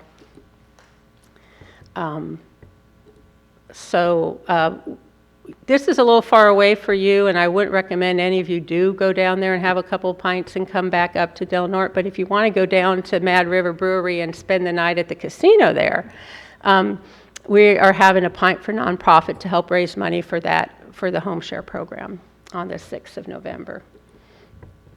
The other thing we're doing, we received a grant from Humboldt County through the Mental Health Services Act, and it was called Preventing and Educating. I can't remember all the acronyms, but we received a grant to help address stigma regarding hoarding. What the grant did is we put on a conference on March 8th, and we had 100+ people there. We videotaped it, and all the presentation slides and the videotapes of the presenters are on our webpage if people would like to look at that.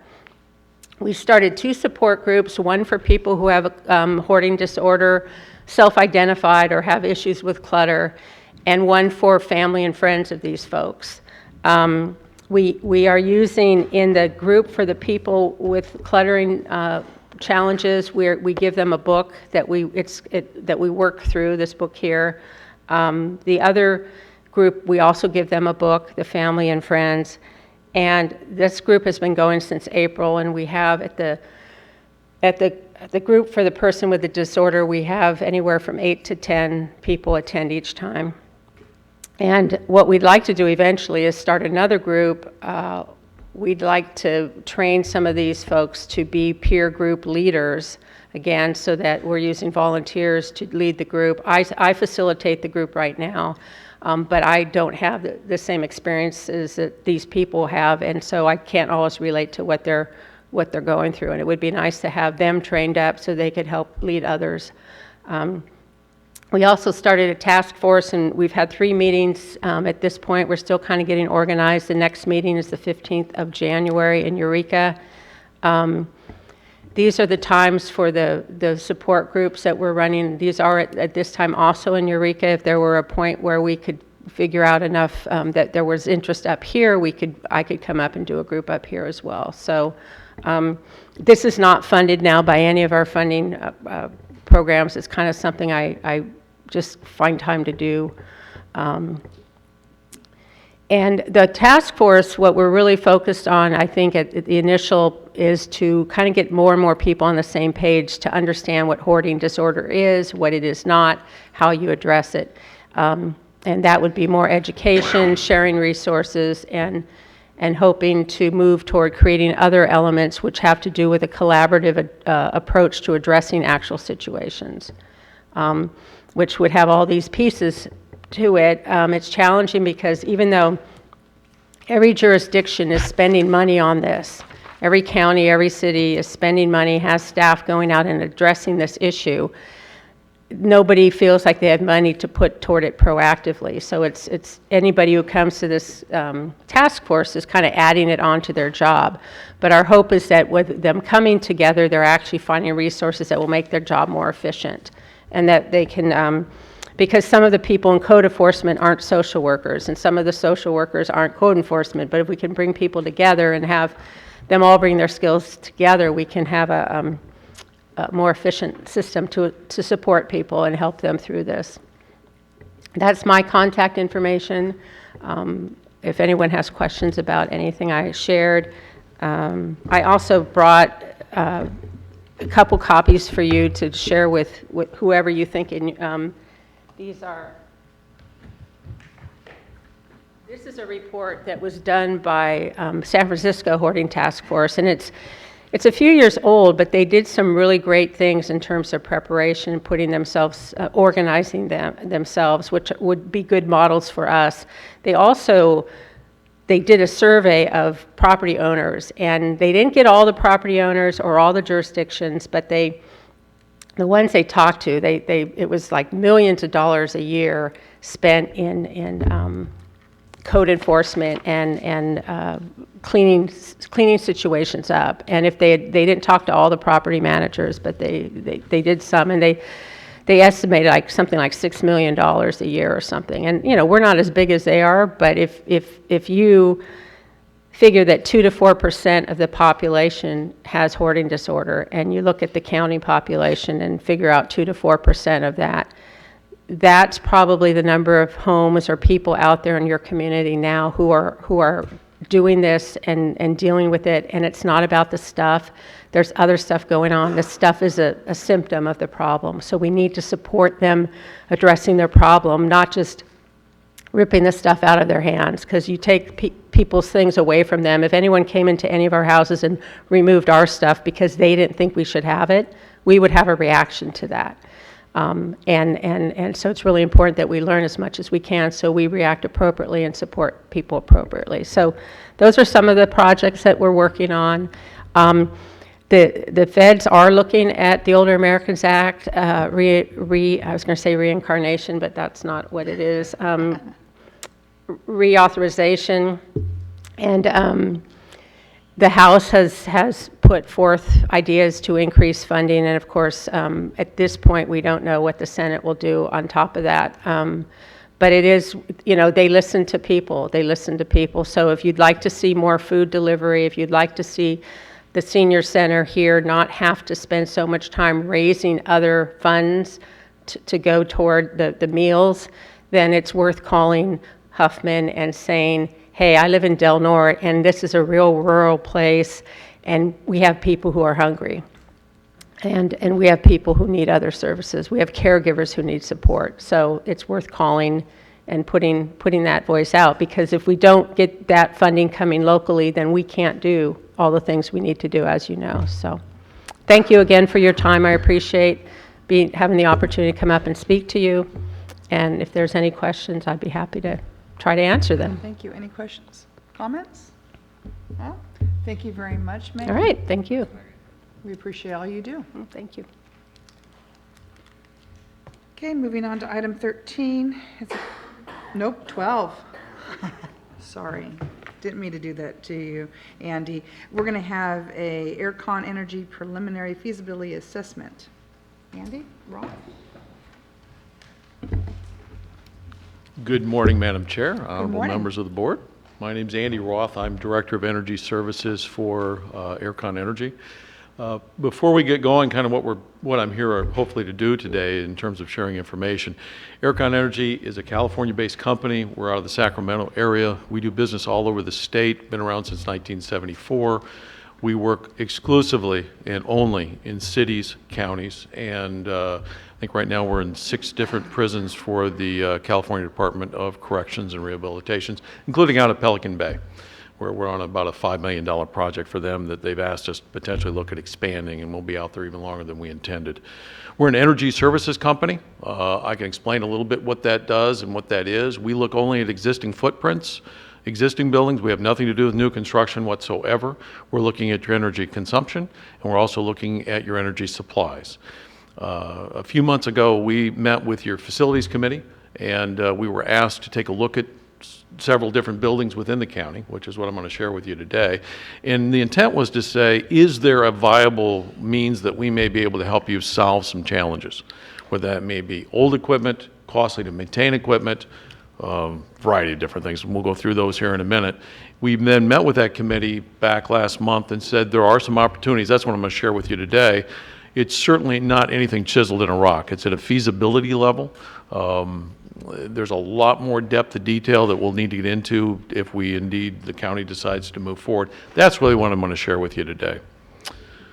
So when we look at any different entity, county, et cetera, we're looking at your costs, we're looking at age of equipment, we're asking what's causing you maintenance headaches.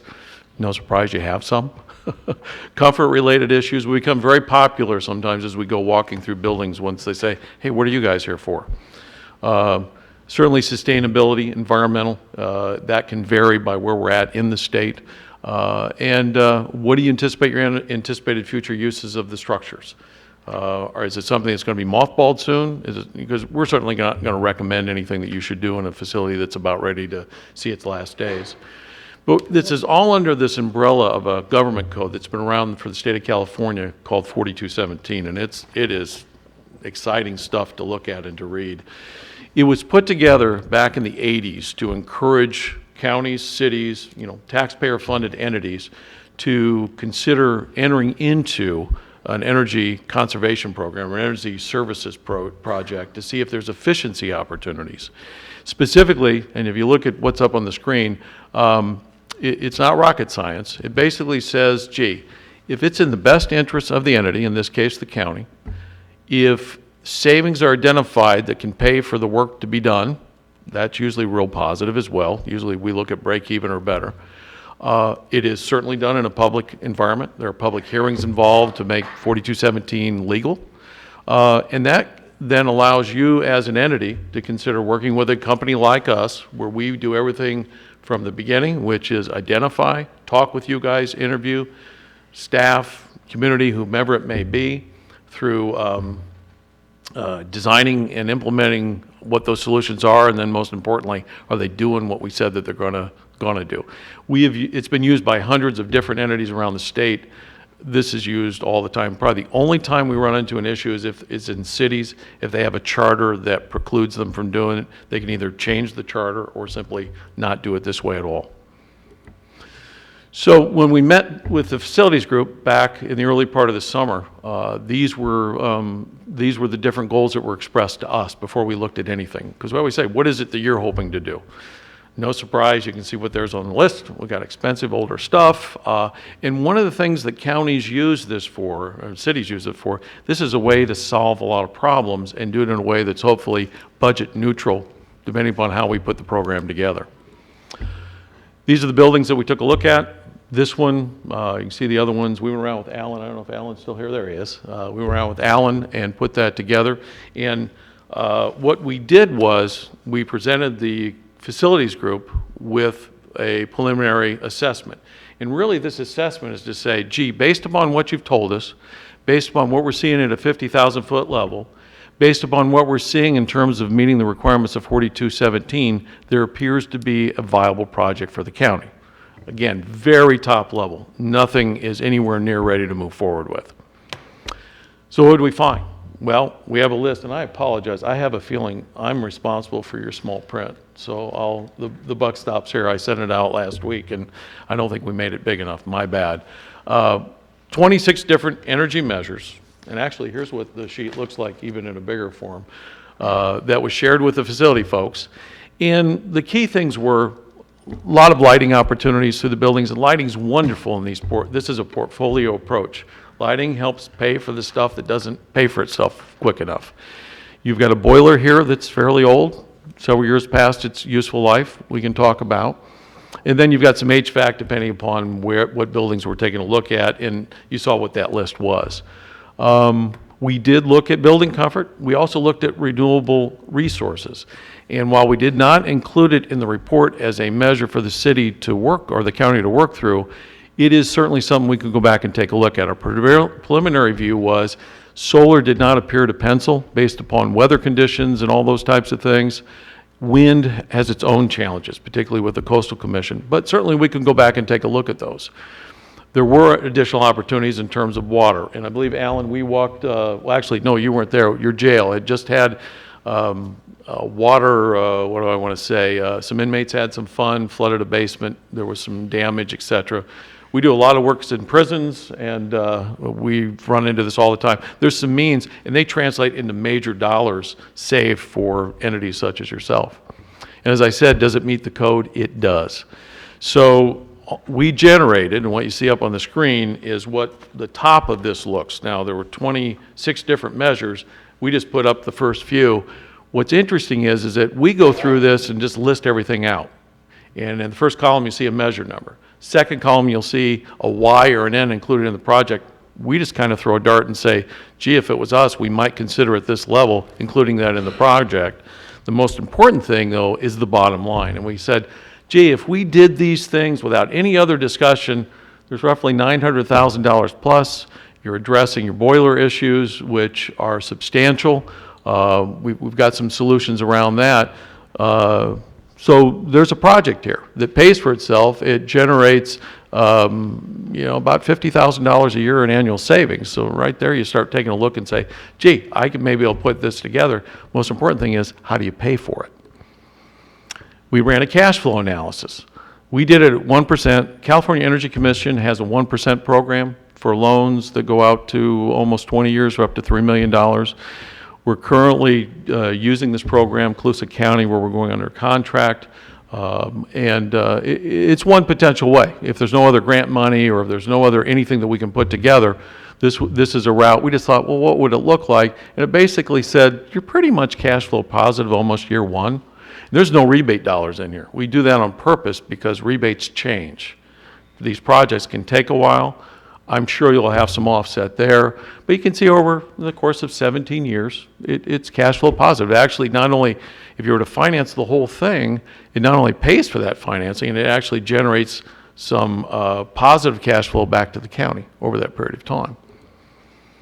So there's opportunities. Like I said, there's opportunities to update, reduce your energy spend, positive cash flow throughout the project. So then the question is, what about equipment? What do we do? And I know renewables are an issue. We are technology agnostic.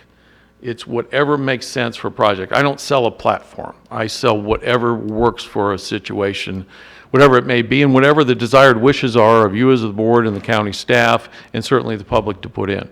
So we will do whatever we need to do in order to attain that and meet, for example, equipment standardization. If we put something in that's not something you currently use today, you got another parts mess you got to kind of, tool around and play around with, and also learning curve of how to fix things. We'll standardize for you or whatever you are on and make it work that way. So most typically, we just finished a project this past summer with Glenn County. We're going on a contract with Colusa. Most often than not, it is 100% finance if we're at a break even and better. That's just what counties choose to do. We don't push that. And this chart just tends to, I think, show symbolically what that means. That red bar is you're spending money today. During the construction project, and obviously whatever loan there is, there's savings. Savings going to pay for the blue bar, which is the project costs. And then once that's retired, it's your stuff, and there's no out-of-pocket spend necessarily for the county. Financing options, there's bunches of them out there. State, federal, utilities. You don't have 0% on bill finance up here. PG&E and SCE offer those types of programs, but you do have rebates, which those other utilities have tended to move away from. There's state programs out there, grants, 1% money from the CEC, which I will caution you, that fund was set up some years back. The money available to lend is only based upon what's been repaid back. Up until this year, there hasn't really been much money for us to tap into. This year, they started with $14 million. That will come down, but they're also going to have repayments going back in. Commercial loans, we've done those for counties too, where that makes most sense. Federal programs, I put down USDA. That's an interesting thing for us to take a look at currently what's out there. And there's kind of a wild one up there, but we've got one capital company that will actually buy your buildings and lease them back to you, which sounds kind of far-fetched, but there it is. I'm just letting you know what's out there. So, stepwise, we did this 50,000-foot view down. Say, is there a project here? It's not ready to go. It's not, gee, please approve $919,000 worth of spend today. It's more of what do you want to do next? You've got a couple different options. 4217 allows you to sole source. You can talk with us. We're up here kind of local right now, working at Pelican Bay. We'll probably be out there for another year. We've done all the lighting. We just lifted 4 different of the big boxcar HVAC units last week, 2 more to go. And then we'll probably be out doing some work in the kitchen on a steam system here in a little bit. But that next step is basically, and it's all on us, would be if you're interested, you can either go with us, do an RFQ. Again, it'll be sole source. You can, if it's whoever you select, memo of intent. No money, no commitment on the county's part until we get down to the end. That memo basically says the county's serious enough for us to engage, because that next level for us is to spend a lot of time up here. What they call an investment grade audit, hundreds of engineering hours. We are willing and do this as a service to counties and cities. It's just we want to make sure that you guys aren't kicking the tires. And we're hoping there's going to be a project. And if it meets 4217, we work with you on financing. We have folks we work with that we can call and bring in. We're basically turnkey, and that's how we're retained typically for counties around the state. I'd also point out, we tend to focus mostly in the smaller rural counties and cities. We've done some big ones, but right now, let's see, Colusa, Glen, we're working with Tehama. Board selected us to do a project there. Mendocino County Board has asked us to move forward there. They're all smaller entities. We kind of tend to know how that works. Process, I'm not going to spend much time on this. We spent a lot of time. You guys probably will hate us after a while. We were asked in the Tehama board presentation how much time there is on behalf of the county. There is county time. There's county time from you. There's county time from staff. We will sit down. This isn't us in a vacuum. You may decide you want to put a committee together. Lots of time, and there's pre and during the construction on a post-construction basis. I left these in. I know we're kind of under a time constraint. There's Glenn County. I think that that's a little bit bigger population than you. We did lots of buildings for them, 17. Did lots of different stuff there. You can see what the numbers were. It was about a $3 million project. You can see what their first-year energy savings that were presented and approved by the board were projected to be. Colusa, I think that population total may be more your size here. I may be wrong, I don't know. That's where we're at there. 8 buildings. You can see what the numbers are. I can step back. Oop. So anyway, that's what we do. Great. Any questions from the board, comments? Comments, Madam Chair. Thank you, Andy, for bringing this to us. This is something that we call on the farm a kind of a no-brainer type approach. And specifically with this facility, for example, We've got an aging boiler system. Really, it's a dragon that Alan keeps in the basement that breathes fire into this thing, and it heats up improperly every year because the dragon's kept in the dark. Doesn't know what time of day it is. We could be cold one day, hot the next day. The problem is we're dealing with antiquated systems. We know it costs us more than what we're putting into it right now. Not only lost labor costs, energy efficiency programs, that's simple, low-hanging fruit that everybody up on this dais knows we need to address. I'm glad to see you pointing it out. I don't want to see a lot of deliberation around these kind of things that we know in the long run by a simple investment, whether we have support from the state or not through a grant, or we just go and finance it ourselves, we still know long-term we're going to save at the end of the day. It doesn't take us long when we know we have to turn over truck fleets or replace old farm equipment, that the cost of what we're putting into parts and maintenance on these pieces have far outweighed what we're going to get with them in return. We need to do the same thing here, and I'm glad to see our future facilities group taking a hard look at this, and I think I'd encourage this board to try to move this along as rapidly as possible, whether it's with Andy's group or not, to try to address these issues that we all experience here, not only in this facility, but other facilities throughout the county that are aging. So I think I'd like to ask Jay, how do we move forward? What is our next step if we want to pursue this? The board would have to give direction to staff to move forward. One of the bigger issues that Andy brought up was this is the sole source process that he works under, meaning that they would want a commitment from the county to do the very specific assessment that's going to determine what that savings will be, what the payout is, how many years. Generally, the bidding process in California requires a competitive process. We've done this before. Johnson Controls did a project at the jail when we needed to replace mechanical equipment, and we went with them. We used this same government code. We don't get a lot of competition up there. There are other companies that do the same thing that Aircon does. And we have had vendors come through before. You might remember a couple of companies come through primarily wanting to do solar. And Andy mentioned that in looking at it right now, that isn't the most productive way of going about something in Del Norte County.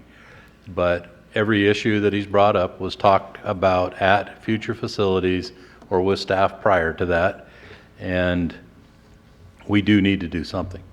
The aging equipment has to be replaced. We have to find a way to do that as economical as possible, because we don't have a bunch of funds sitting out there that we can just do a one-time buy of this. There are different funding sources. They've brought up a few of those.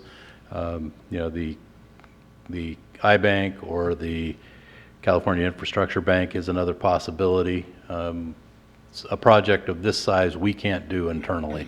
We can't fund it internally through the Stimson Fund. It's too large.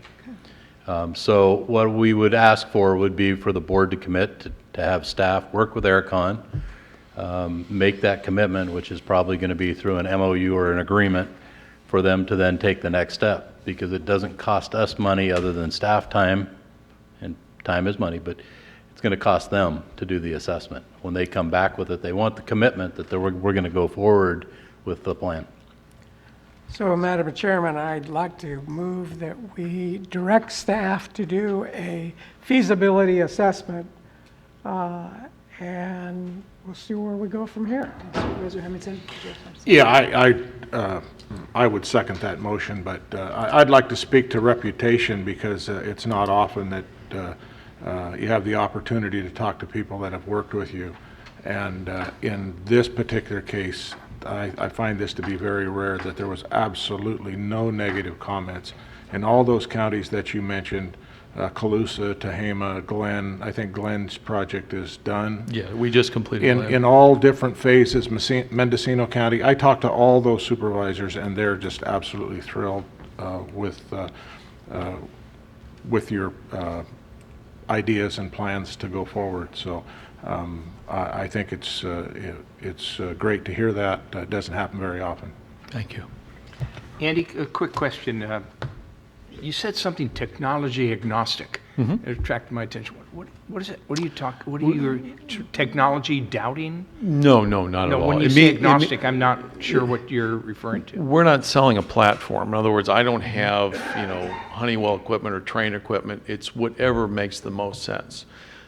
It's no secret. Somebody could come in here and sell you some very low quality stuff, and then 3 or 4 years after we're off the project, it starts breaking down. Obsolete or something? Well, or it just isn't very well made. You can buy cheap and it'll end up giving you a year or two. We're going to perform whatever. We're not going to come in and say, well, gee, we're only going to sell you solar, and if solar doesn't work, we're not going to work with you. No, That's what I meant. Is we don't have a playbook where this is the only package we're going to offer. Every situation is different. Thank you very much for clarification. Thank you very much. So I have a motion, or do we just need direction? We don't need need a motion, right? yeah, just direction to staff, and it would be my And I office think you've got working that. directly with Alan. And then that's just coming up with his plan. That's not okaying, then we will go to the next steps of okaying the process. Yeah, so just to clarify, it'd be for the investment grade audit. So what we would typically do is, if the board says, gee, we want to work with you, we would draw up an MOU to say that we are now going to work with your staff on an investment grade audit, taking the deeper dive. There's no contract, there's no financial penalty to the county, nothing like that. It just basically says, hey, we're pretty serious about it. Can I ask totally different, I mean, I'm getting deja vu as I'm sitting here, and I hear all the good, which I'm really glad, but I went through this about 10 years ago at the school district, and we did it, and it didn't work out so well. So, that's in the back of my head, and I don't, now I've got notes to go figure out who we use, what exactly. But it didn't end well. So I was glad to hear that you've checked out and talked to the counties, but I was making note on those as well to do the same. Because of course we want to, make sure if we go forward, we're not stuck in some long-term contract. Sure. And we're It not doesn't getting the work. money back that we were shown that would come back. We all know our boiler's no good. We get that. But I believe you don't look at you're looking at all Don't kinds pick of on the things, just like we did. Don't pick You're on gonna the go through and you're dragon. gonna unplug all the small refrigerators, so Jay's gonna be really upset with you to save money. That's one of the things they'll do. Your small refrigerator's gonna go away. I remember the teachers being very upset about that. But that's my understanding, is you're going across the board, what type of lights, are they on timers? Occupancy sensors, Any yes. appliances that are plugged in need to be undone. All these things need to happen to make sure that we see savings. Is that correct? That Type of thing? That is correct. What I would point out, any of the savings we identify, we put a 20% safety factor on, which basically says, we're pretty gosh darn sure you're going to hit I them. remember. Yeah, But but- okay, just wanted to clarify that. So, No, I think you've good got. point. Right, okay. And Madam Chair, if I may, Andy, I wouldn't blow solar completely out of the water. There's been a lot of studies done locally specific to solar, and about 4.5 hours of energy needed in order to get fully charged here in the winter. We've got facilities here in the county that are using them just down the street. It's something to take a look at. Absolutely. We could get you the data if you don't want to do the homework yourself, but No, we no, will it's provide helpful. that for you. It was just at this stage, it was one of those kind of iffy things. Yep. But it doesn't mean that we wouldn't or couldn't go back and take a look at that. We've got a again. lot of roof space up here. as you know. Absolutely. And I would say out in the valley, Tehama, Calusa, Glen, those are all solar locations, for them. So it's just, whatever makes sense. If we can come back to you and say, okay, here's a program that makes sense, and you guys can decide whether or not you want to do that. Excellent.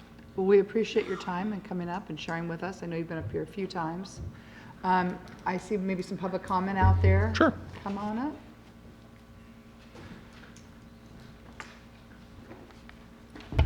And just to Oh, tell Kevin that on our iPads, we can blow it up. Yeah, It's I was very, gonna say. very easy to blow it up on I our better get an iPad. iPad then. yeah. Goes, whoo. Because if I open it up on this, No, it's not gonna work. Yeah, that's probably not going to work. well, my name's Kevin Hendrick. I live in the 5th District. Yeah, see, this is We're nice. with you, Kevin. We love our iPads.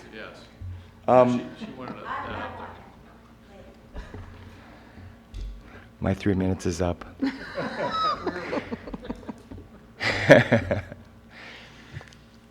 Two things. I was aware that I didn't know it was called the Dragon, so that's cool. But oil-fueled boiler is pretty old technology, and I wonder if you'd want to consider heat pumps as a newer, efficient technology. I have that at my house. It's pretty smooth. It is electricity-based, which means your power is coming from wherever the electricity is coming from. It also ties in with the potential of adding solar, which I think is worth looking at again if you've looked at it before. I'm not sure that fits into this scenario of a no bid. If you were looking at solar, I would strongly recommend you have competition, because there are solar companies out there, and the Harbor, I think, made a mistake when they went sole source, and then that company didn't work, and then they went sole source again, and apparently they're still having some problems.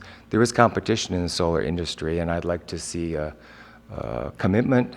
I think it will work here. I just got a bid for my house, and it looks like it'll pay off fairly quickly. So technology exists. I think the financials worth considering, and it may not fit into this process that you've started, which is great. You're looking at energy efficiency, ways that you can save costs by being more efficient, which is something we should all do in general, be more efficient. But do, if it's possible, look at other heating technology and perhaps heat pumps over a fuel oil based, because I can almost guarantee you that the cost of fuel oil is going to go up in the future. Whether or not you believe in climate change, the limited supply will result in costs going up, whereas electricity will always come from someplace, and solar is only going to get more efficient. So, having not read through the whole thing, I encourage you to continue to look at your energy efficiency, consider alternative heating that might be electricity-based, and do not walk away from solar. I think it's worth giving it a second look. And if you are looking at solar panels for county buildings, I would suggest a competitive process to make sure that you're getting good companies that will perform for you. Thanks. Thank you. Appreciate it.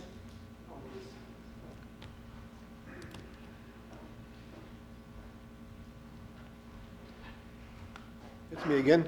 I understand the county's got a lot of old buildings, and about the green energy that people are pushing modern day times in America. There's no such thing as green energy. Everything takes batteries. We've got to dispose of those batteries. So I hope when you guys decide what you're going to use for the county, you take that into consideration. Your cell phone batteries cannot be thrown in the dump. They have to be taken away special. The batteries that you're going to use in your building, if you use solar or energy that contains a battery, because everything that uses solar has a battery. And I'm saying solar is bad. I'm saying you guys need to take that into consideration. The disposable of the batteries, they're not lifetime.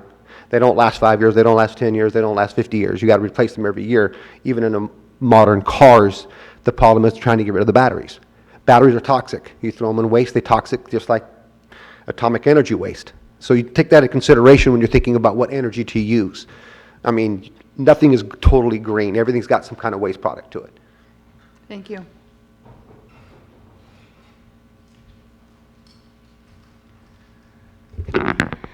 Eileen Cooper.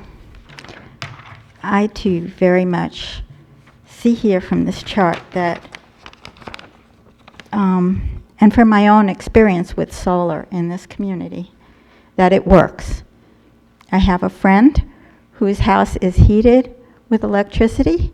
She charges her electric car, and at the end of the year, with net metering for the whole year, her electricity bill is zero. I would encourage, heat pumps work very, very well because we have such a mild climate. They're ideal for this climate. And so they're extremely well suited for us.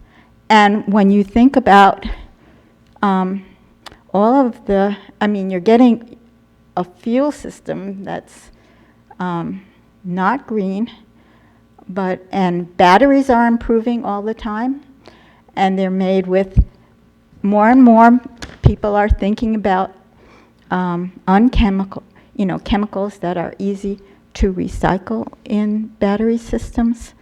Iron and lithium, very common chemicals, the modern batteries. So there is a profound difference for our planet and for our well-being. And I think you can expand in ways that save even more money when you're thinking about changing over to a Bonin system. Not only just the lights, but you can now be more have the potential to be more self-sufficient in this community with batteries backup. And I'd just like to point out from the little bit of figures here, I did a little bit of calculation, and that the replacement boiler that you're saying yes to is almost $500,000, and the energy savings is a very small fraction yearly. Now look over at the solar. You have, which was turned down. You have less than $100,000 more to spend, 1/5 more, but your energy savings cost return is over 26,000. These own figures show that your return for the solar every year, even with a limited system, would be about 4 times to 5 times greater than staying. That's what these figures are saying to you right here. Thank you very much. We appreciate your comments. So I don't know. I'd put a big Y. If I was going by money, I'd put a big Y in front of solar. Thank you. Thank you. Any other public comment? Okay, I believe staff has direction. We do. I just would like to clarify, the board is not taking an action today. This is direction to look into a better audit. Right. And I want to make that really clear because there's some misunderstandings here, I think, of what the action of the board is. Right, we'll be giving you direction for Andy's company to come in and to look in things, and at that point, after he's done his audit, it'll be brought back to the board for us to look at and discuss. Right. Well, thank you very much for coming up. We appreciate it. And at this time, we're going to take a quick 5-minute break before Joel. Thank you.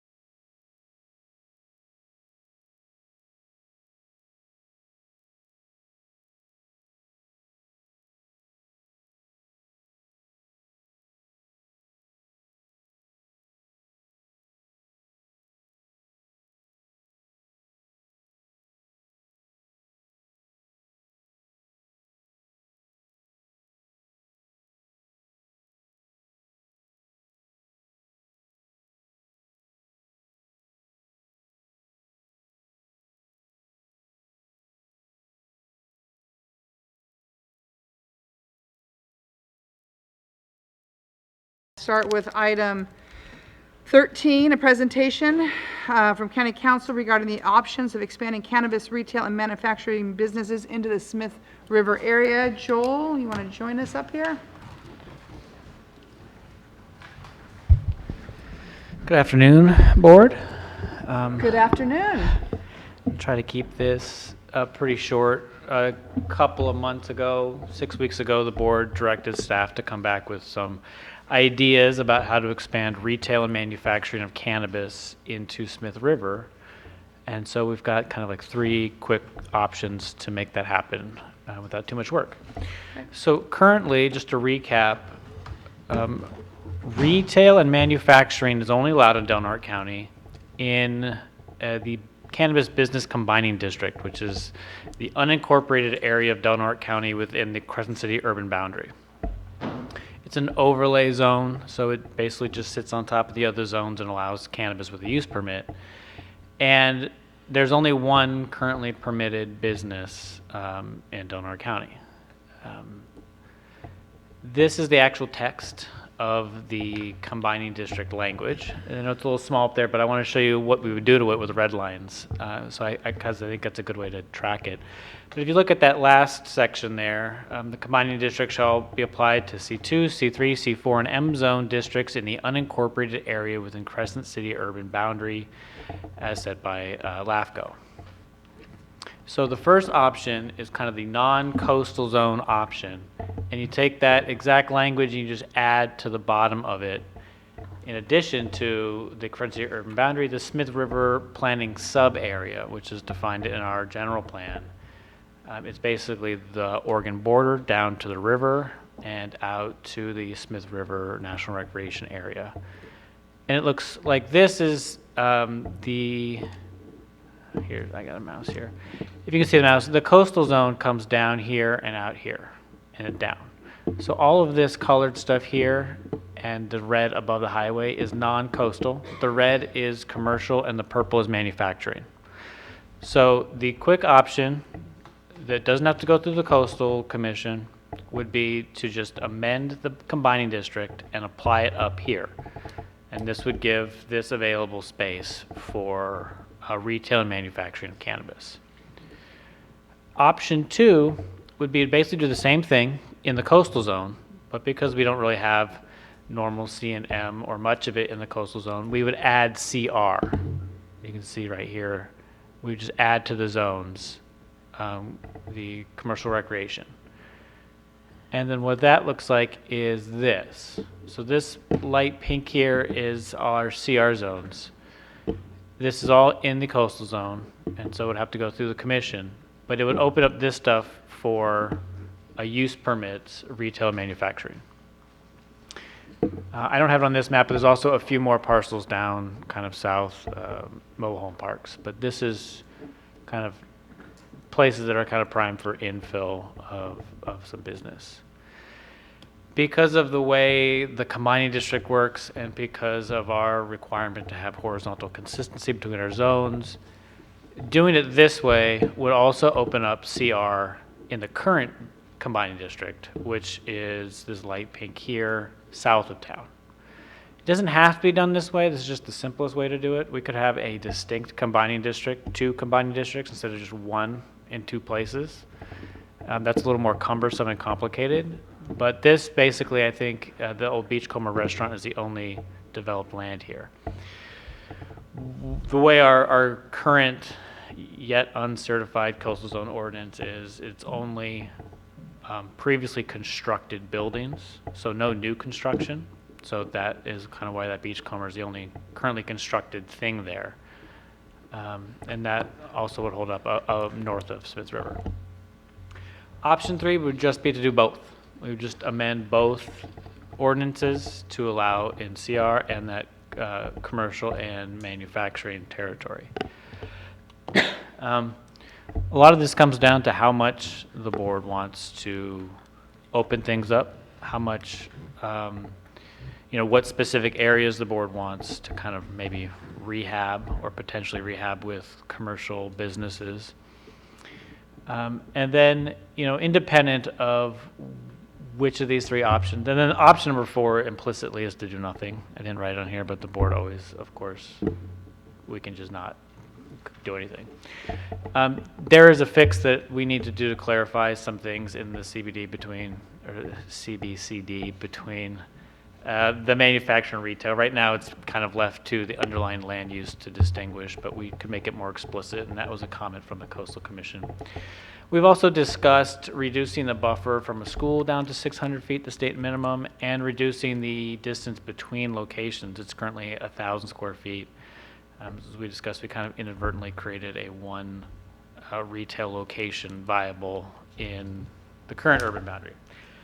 That is, looking like a successful business producing tax dollars. So if the board wants to create more of those, or maybe one more of those, or 2 more of those, or open up to the maximum possible, kind of these options would get us there. Nothing that we're discussing here would affect Hyuchi or Gasky or Klamath. It's just Smith River, north of the river, up to the border. And with that, questions, comments, directions, complaints? You want to start us off? I'd certainly like to. There's been a great deal of discussion, even at our last board meeting, that has raised this issue to the level of attention that I've sat down with now Heidi at Community Development and Joel over the last couple months to try to address constituent concerns and people that have liked to start this type of retail industry but feel extremely restricted by how we have our current zoning. The people that have approached me say unless they're on Highway 101, this business opportunity that we've restricted here isn't going to work. They've got to have visibility, and nobody in their right mind would even start up a business that's off the highway. I don't know if that's true or not, but this is what's being expressed to me. The other piece of this equation is specific where they wanted to locate. Obviously, our current zoning restricts to currently constructed facilities, like Joel was mentioning down in the harbor area just south of the Beachcomber. We've got a lot of vacant buildings along Highway 101 that could take advantage of this type of opportunity if our zoning would allow for it. I'm encouraged by the approaches brought to us by Joel and Heidi to let the board take a look at and have further discussion on. Right now, I'm leaning towards a more approach that takes a look at both options, not just one. So option 3, as Joel said it, with the fixes that he has up here on this last slide. Anything else, gentlemen? Joel, go back to the screen if you would, please. And I'd like to look at option 1 versus option 2 at this point. We've heard from a number of people in District 3 and around the county who have, great skepticism about this expansion. So I would be looking at the more restrictive of the 2 options. If we're going to put this in, then let's see if it meets the need. At this point, we only have 1 retail outlet in all of the county right now. So between the 2 options, option 1 and option 2, let me just read this again as I'm talking about, which do you feel is the more restrictive of the 2? I think they might actually be kind of equally restrictive, but in different places. So let's look at geography then. It looked like option 2 had the, that's a little wider. That's option 1 right there. This is option 1, right. And this might be more, it's a little more zoomed in, so it's hard to tell exactly, by acreage. But what I think you'd have to look at is what are the available places that are realistically going to turn into businesses in those areas. And I'm not kind of that familiar with these areas to say distinctly which particular parcels might get developed. This can happen quickly. I mean, we can get this to the Planning Commission probably in December and to the board, maybe the board's December meeting, and then 30 days after that. The other one is going to go through the Coastal Commission. Let's see that screen, option 2. That's the Coastal Commission, which, yeah. And now, again, looking at the blow up there, is that a smaller geographical area? And these are not to scale, of course. Right. This is definitely a larger area between here and there. 2 is a larger area. Yeah, 2 is. It's probably not really a larger actual land mass that's covered by the zoning. I Joel, think, with the yes. coastal, with option 2, it has to be, the buildings have to be there. Option Yeah. 1, they do not, is that correct? Correct. Okay, so that, I mean, there's a big Yeah, difference there. let me, go ahead, Joel. Yeah, that is a big difference. So, also our current coastal ordinance hasn't been certified by the Coastal Commission. And so I don't know when, if this were the option the board wanted to do, I don't know when we'd be up and running with this. So option 2 is Coastal Commission peer review, option 1 is not. Right. In a combination, 1 and 2. 1 and 2. There would be opportunity to develop without coastal purview. Yeah, you'd be able to develop in kind of the Smith River town site, and then up here would be kind of down the road when we get there with coastal. Okay, thank you. Yeah, and just to clarify, this image that we're looking right now, the majority of the pink land is currently not in trust, but is owned by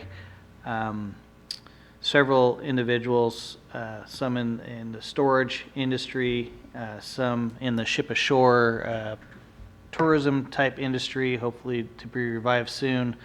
Others, buildings there a little further to the south, have sat vacant for 20 years. And then other buildings that are currently identified here, like this little small piece of pink, it's a hotel. And to look at that as a potential feasible person putting a dispensary or whatever we want to call it on those locations, pretty slim to none. So it doesn't leave a lot under this option 2 for people to take a look at.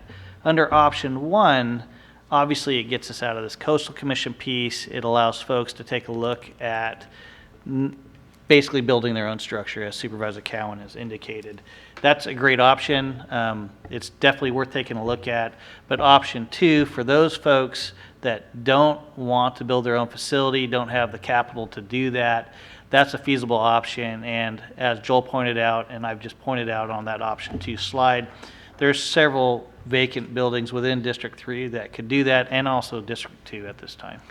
I think my only concern with that is the old restaurant down coming into our community. I mean, Which has been purchased, is my understanding. right. Already, yeah. But for what? Are they waiting to put a retail cannabis store in there and it coming into our community? Is that what we want to see? It's certainly not what I would like to see, but that's just me personally. So, and I'm not so sure that our community wants to see that. I could be totally wrong. I know you have constituents up in Smith River that are, looking at buildings that they want that, and I'm okay. I'm a little bit more leery about the coastal, I think, and for a few reasons.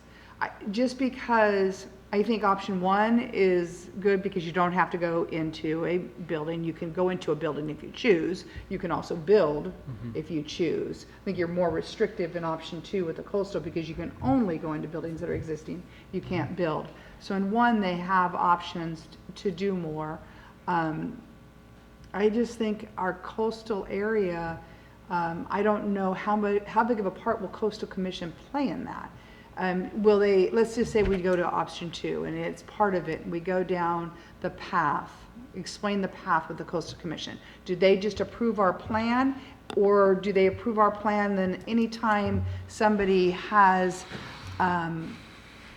wants to do it, then do they have to go to a second step of that process?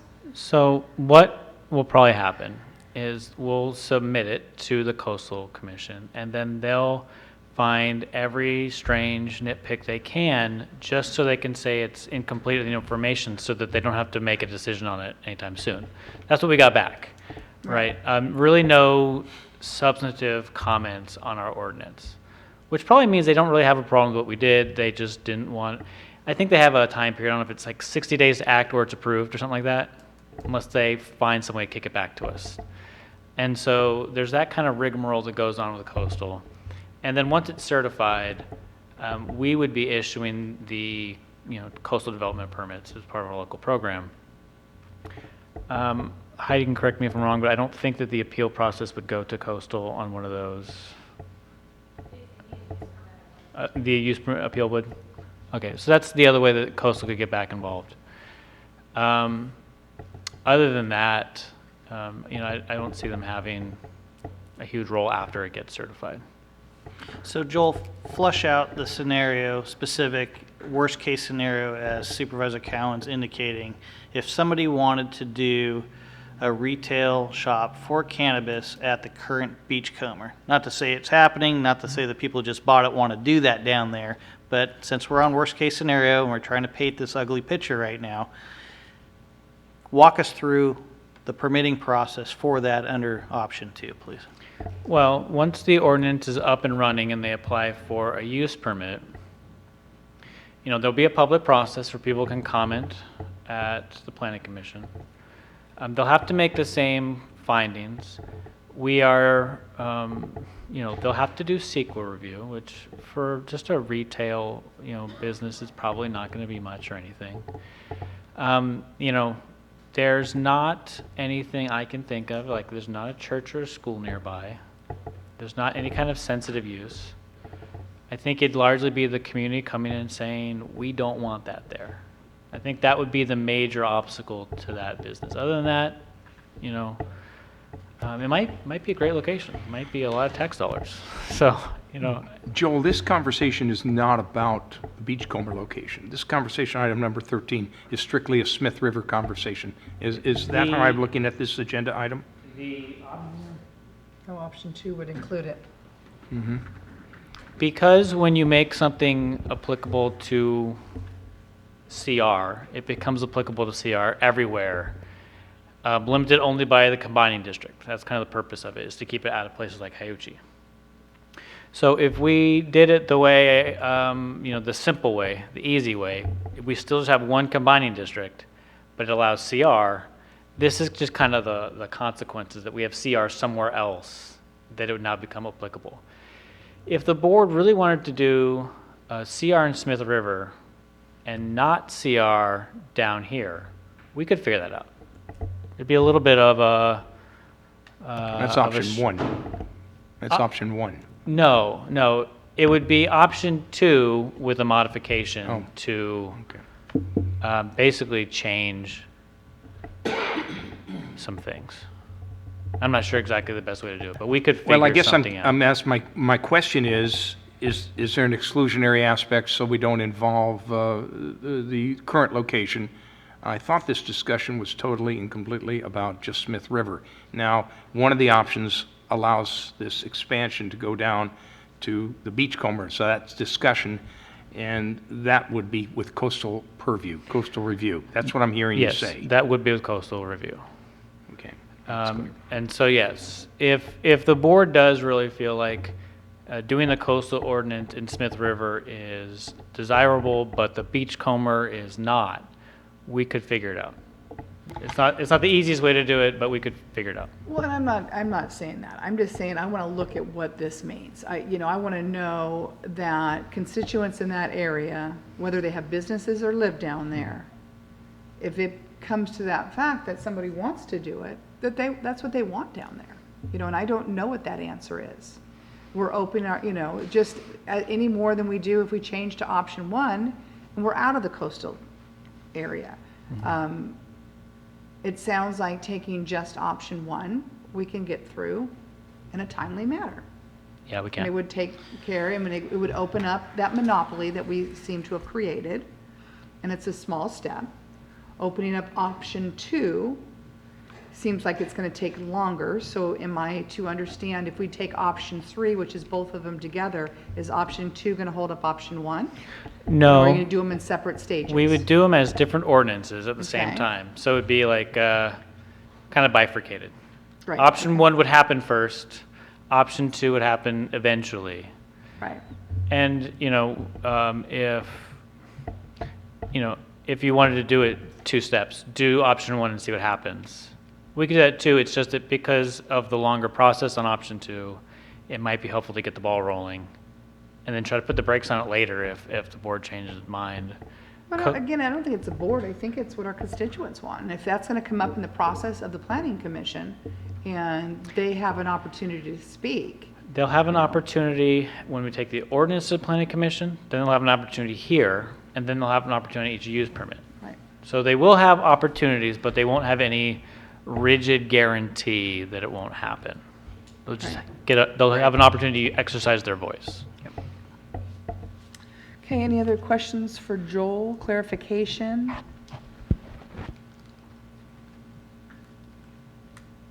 What's your pleasure? Love to hear from the public.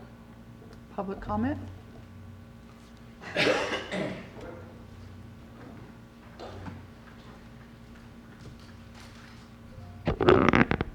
Eileen Cooper.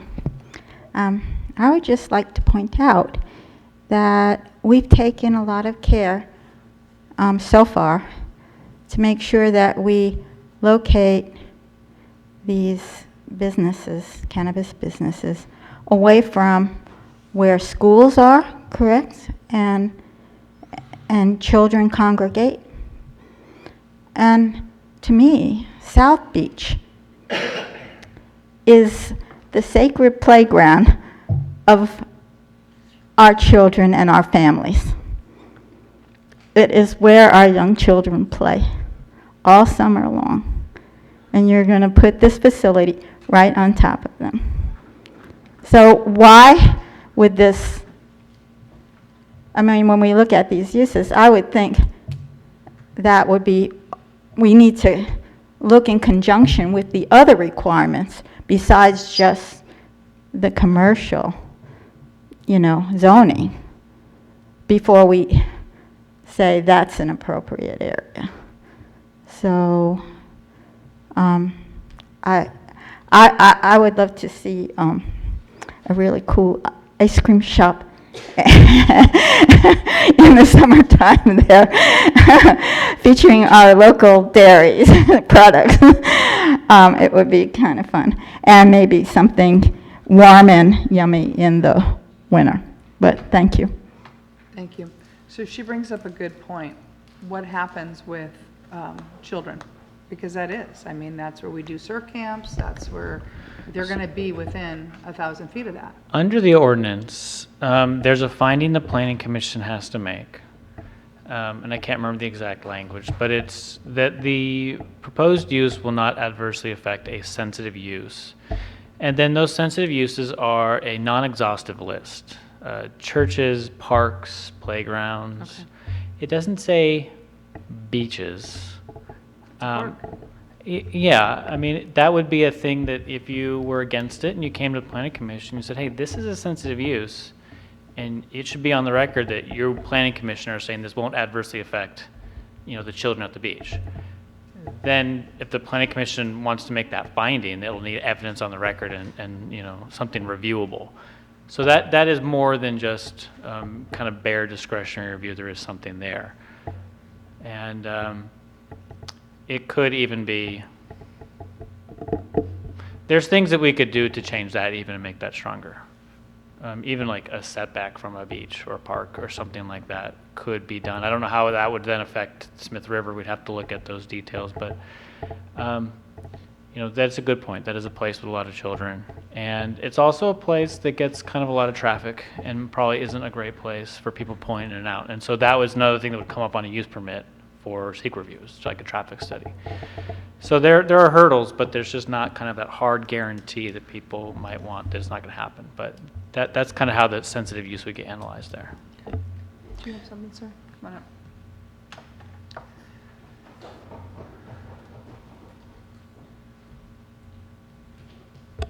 Ms. Count, I agree with you. Me driving into the city as a tourist, it's not the first thing I want to see when I come into our beautiful coastline, is buds for sale. $3 a gram.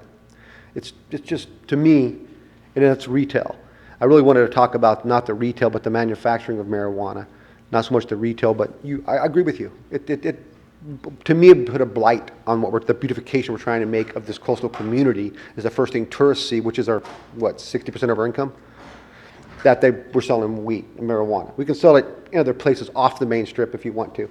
My thing is manufacturing. I don't understand how the manufacture of marijuana works, so I don't know the chemical byproduct they use, but I know someone up there earlier was talking about the exhaust coming out of someone's garage. Now, I don't know if that exhaust is toxic or not, and if it is, it's not only the children on the beach, the children in their housing projects. So if it's 1,000 yards to 600 feet from a school, it should be the same from a neighborhood. Why would they be allowed to put not a retail's fine, manufacturing of marijuana? Does anybody know what the chemicals they use to make the marijuana grow faster, better THC content in it? They tell me it's splicing, but it's like every other growth. The farmers use all kinds of stuff to grow the food faster. So I'm sure that the marijuana manufacturers are going to do the same thing. Just give an idea of, it's your guys' choice, of the homeowners also living in the area. We have to deal with the byproduct of whatever the exhaust is blowing out onto them and breathing it. 20 years from now, are the kids coming down with some kind of weird cancer that we didn't know about because of the byproduct of this? That's why we have zonings for light industry, heavy industry, and not around housing projects where people live. They're usually outside the housing projects where people live because of what could happen. But I do agree with you coming down that would, to me, it would look bad, tacky. But that's just my opinion on that. But manufacturing, take an idea of the chemical and the exhaust and where it's going to go and who's it going to affect. All right, that's all. Thank you. Any other public comment?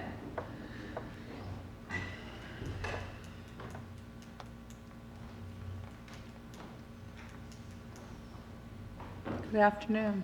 Good afternoon. My only comment, Tony Barnes, public. If you're going to consider anything on this, my recommendation after listening to this is that you would look at option 1 only, not option 2 at this time. It's my only comment. Thank you. Thank you.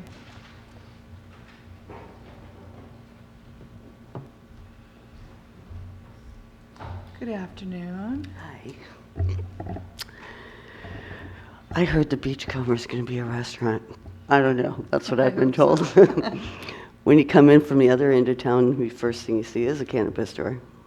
What's the difference? I'd like to see the 1,000-foot separation between dispensaries stricken from the ordinance. It's not in the state regulations. I don't think we should have it. There's limited buildings.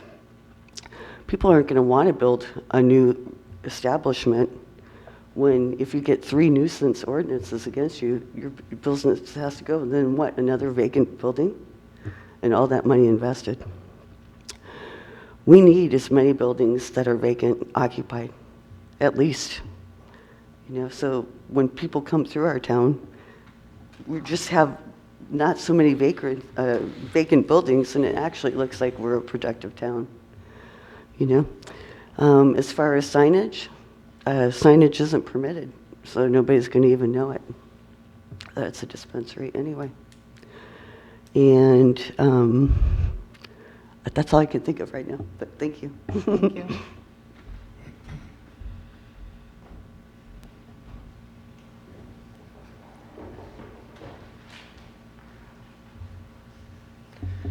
I am Robert.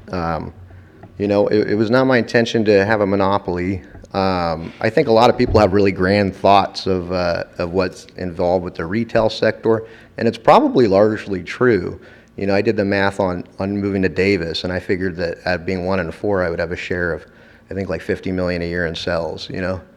But I remind you, it's not the case here. We have 9 dispensaries that are selling cannabis across the border for far cheaper than I can buy it at wholesale. When we started this, it was always my objective, like, hey, let's kind of try to suit who's operating here. We had Patty, who I think would operate legally on the state standard, if we would have had adopted that, which we had recommended.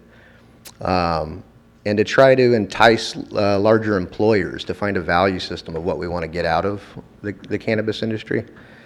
And of course, cultivation and manufacturing, with their stringent rules would make people have to go through quite a vetting process that I think would be plenty suitable if we would start to reduce some of the restrictions for people who wanted to produce something in this county that we would then again export after about 50 or 60 years of not doing that, to be honest, So there is an idea that there's a lot of money involved. We did just pay a sales tax or a tax bill to the county that was over $20,000 for 3 months. And I have to pay another sales tax bill to the state for a bit more than that. And but I'm honestly envious of the county's take at 20,000. Me and my wife work every day. We will not make that money. You know, we've cut our margins so that people stop walking out of our store. And honestly, I cannot compete with the prices they have in Oregon. So, you know, if a compliant program is of importance and one that has to, and acknowledging the retailer's burden that we don't get to write off, you know, for me it'll be about $150,000 in rent and labor and workers' comp and marketing. My point of sale system alone is $6,000 a year, and I can't write off any of that. So so you're at the hurdle of our geographical location, you know, where we're right up against a state that decided they wanted to be the preeminent pot source in America, and so they have multitudes more cannabis than they'll ever consume in a year, versus us, who communities such as ours have put such brakes on the production of cannabis. So there's not that supply so that I could, you know, so that entities here could compete. So I think what you would end up having is a lot of, we will see them opening up in the city and elsewhere, and it's going to be very tough for this side of the border to operate a compliant program and compete with a completely different market. I would totally encourage trying to fix the ordinance to allow the people who have been existing here, and there's cultivators that I think have been waiting in line now to get growing cannabis, you know, as a product that they would make more jobs for. Thank you. Thank you. Madam Chairman, I just agree with you. I don't want to see people coming down off that hill and seeing a sign that says, you know, weed here. That's a bad impression. The first impression they get of Del Norte County is going to see, you know, a weed shop. It just leaves a bad taste in my mouth. Yeah, and I don't want to emphasize on that. We're hearing there is side ordinances, and I did make that comment. I'm more curious about what if we do open it up to the coastal area, because I know that there's buildings in Smith River that it does open it up down there as well. And what are those precautions if we potentially had that by the beach? I wouldn't want to see it either. So I think I'm looking to Joel to tell me that it will get stopped in planning, and I'm not hearing that. If the direction of the board is allow it in Smith River and don't allow it at the Beachcomber, we can make that happen. We can make that a certainty.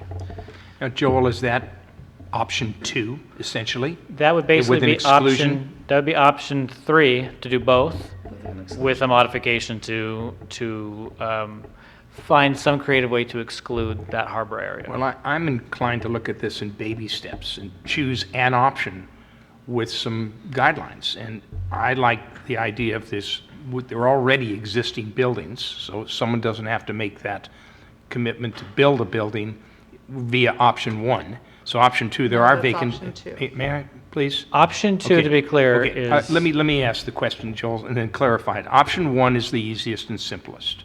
Yes. Right. Option 2 is coastal purview, and there are existing areas, and it involves both the limited area that you showed me on the map in District 3, and then South Beach, which can be excluded. It can be excluded with board direction. That's what I understand you to hear. That's what I understand you to say. And I am clear now that option 2, in my mind, where there are already existing buildings, and it can be started with baby steps with limited investment that you have to go build a building. There are already existing buildings with an exclusion component that this would take out any discussion on the Beachcomber in that area. That can be developed in this new ordinance. So you would not be in favor of the non-coastal area of Smith River? No, I'd like to take the baby steps. We can always review this, but I'm looking, right now there's only one shop in all of the community, and that's Mr. Dorigo's facility, business. Right now, let's take a small step, not a bigger step, a wider step, but a small step in one direction involving buildings that are already vacant in Smith River. That's what I would like to see, and I want to exclude that area. It'd be my hope that we would exclude the area where the Beachcomber is, and whether it's going to be a future restaurant, which it once was, or a cannabis facility, which I would oppose. And I think most people who've called me have said they don't want to see that coming off the hill, and that's the first thing you see. And let's go with the existing model, and that's what I would support in option 2 with an exclusion factor in the South Beach area. That's what I would like to see. Supervisor Gitlin and I are in agreement on what he's just said, if I'm understanding him correctly. And I just would like Supervisor Gitlin to also weigh in on the fixes that were brought forward by Joel to our current zoning. Well, I think I'm taking one issue at a time, and I'm saying that the option 2 gives us the other fixes.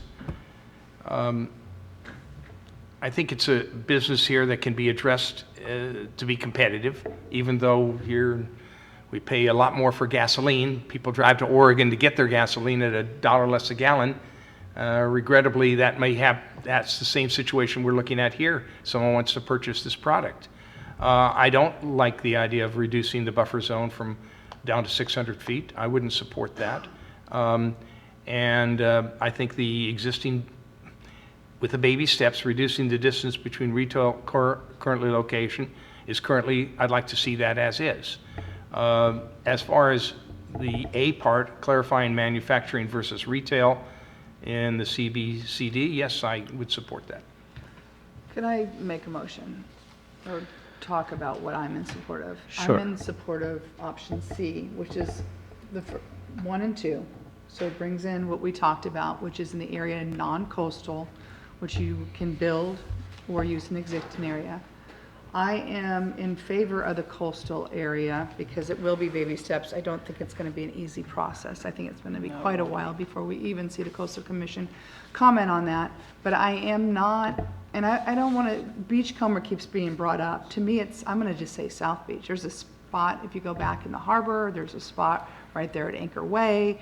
I am not in favor of anything where, I'm doing, or our business is doing camp, and it's there, children's camp is what we do. So that wouldn't just be that one, it'd be kind of that strip, and I don't know how you would state that. But I'm not okay with that area. I'm not okay with leaving it up to chance that it goes to the Planning Commission and they say it's close enough. To me, it's close enough, and I don't want it around kids. I'm okay with the other fixes. I think the fixes we put in, we went in with good intent, but it has created the monopoly. And the only way to get out of this monopoly is to do all 3 of the other fixes. That's my take on it. Thank you. Yeah, I guess I'd like to know what opportunities would open up if we reduce the buffers. Do we have an idea of that, of reducing the distance between the retail locations or reducing the buffer between schools? We don't have a map where we've played with those. There are, I think the biggest limiting factor is the distance between operations. Okay. So, I don't know if there's a location right near Robert within 1,000 feet that's only being excluded for that reason. I'm not sure. But when we look kind of, to like Smith River, all of that area on the map is more than 600 feet away from that school, but it's also more than 1,000 feet away from that school. So it's not going to change anything in that area. So I guess probably it's not going to make a humongous difference, the school one especially, but it comes down to, is there space available within 1,000 feet that's not being used? And I'm not sure. I don't know. Well, I think our goal in the beginning was to be restrictive, maybe not this restrictive, because we didn't know how it was going to play out. Mm-hmm. But I don't know, are we just opening it up now? I mean, if if we reduce these buffers, is that going to open it up enough? And do we still need something in Smith River? And so I don't know. Yeah, and I'm not an expert in this, but I do listen to what the public is saying, and it's very clear that we're probably going to get outcompeted every step of the way by our neighbors to the north. So the odds of something ramping up and coming in here full blown and having 3, 4, 5 of these dispensaries, whatever we want to call them, I think is very limited to none. So it's a matter of keeping these visual buffers that the board advocated for 2 years ago. And I don't think anybody on this dais right now wants to see anything near South Beach. I know I don't, and I want to make that very clear. But what I want to do, and why I've pushed so heavily for this conversation to take place with community development and county council's office, is because there's some fixes that need to be done. We all know that up here. They've been brought to our attention over the last year and a half. Some of these fixes are up on this display board right now. Others are restrictive in District 3 that have been brought to my attention by folks that want to build or not actually want to build. They actually want to use an existing facility right now and are restricted from doing so.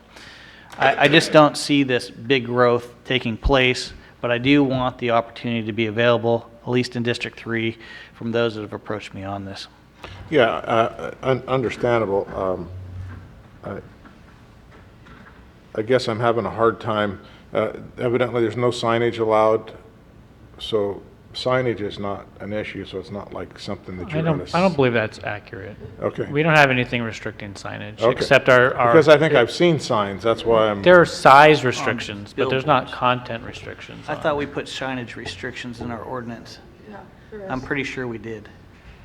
Do you mind if we ask Patty? I can't what remember buildings anything. come up? I think she knows what buildings may be available. I Yeah. don't care, I don't know.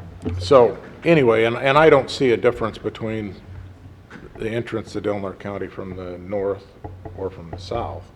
And I think if that's what we're dealing with, we just don't want people to see it if they're coming in from the south, and we don't care if they see it coming in from the north. And I just don't know that there's a big difference to me whether it's at the Beachcomber, and I don't know about the signage. I would like to know more about that. That's the first I've heard of that, because I think I've actually seen signs on the highway that do advertise. But those are billboards. Yeah, same thing.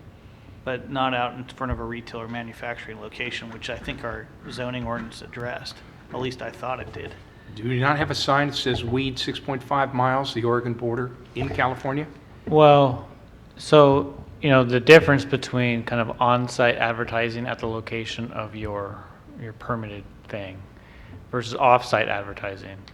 There is a requirement under state law that you can't advertise if you don't have a permit. But if you're permitted in Oregon, there's nothing, you know, they can't take your permit away or they can't fine you because you're in Oregon. It just comes down to, is somebody willing to rent them the space, I think. I think the ultimate solution to signage, because we need to be content neutral generally, is to, you know, ban offsite advertising along the highway or in those corridors the way some areas have. But that's a long process. You have to give those people an opportunity to recoup their investment. It's like an amortization period. And we've thought about that, and that's something for the future, but it's just a little bit abstract for what we've been dealing with at this point. I don't recall a signage ban or prohibition. In fact, I don't remember that being part of what we did here. It just appeared as though there was something that was state. In our ordinance? We did do something.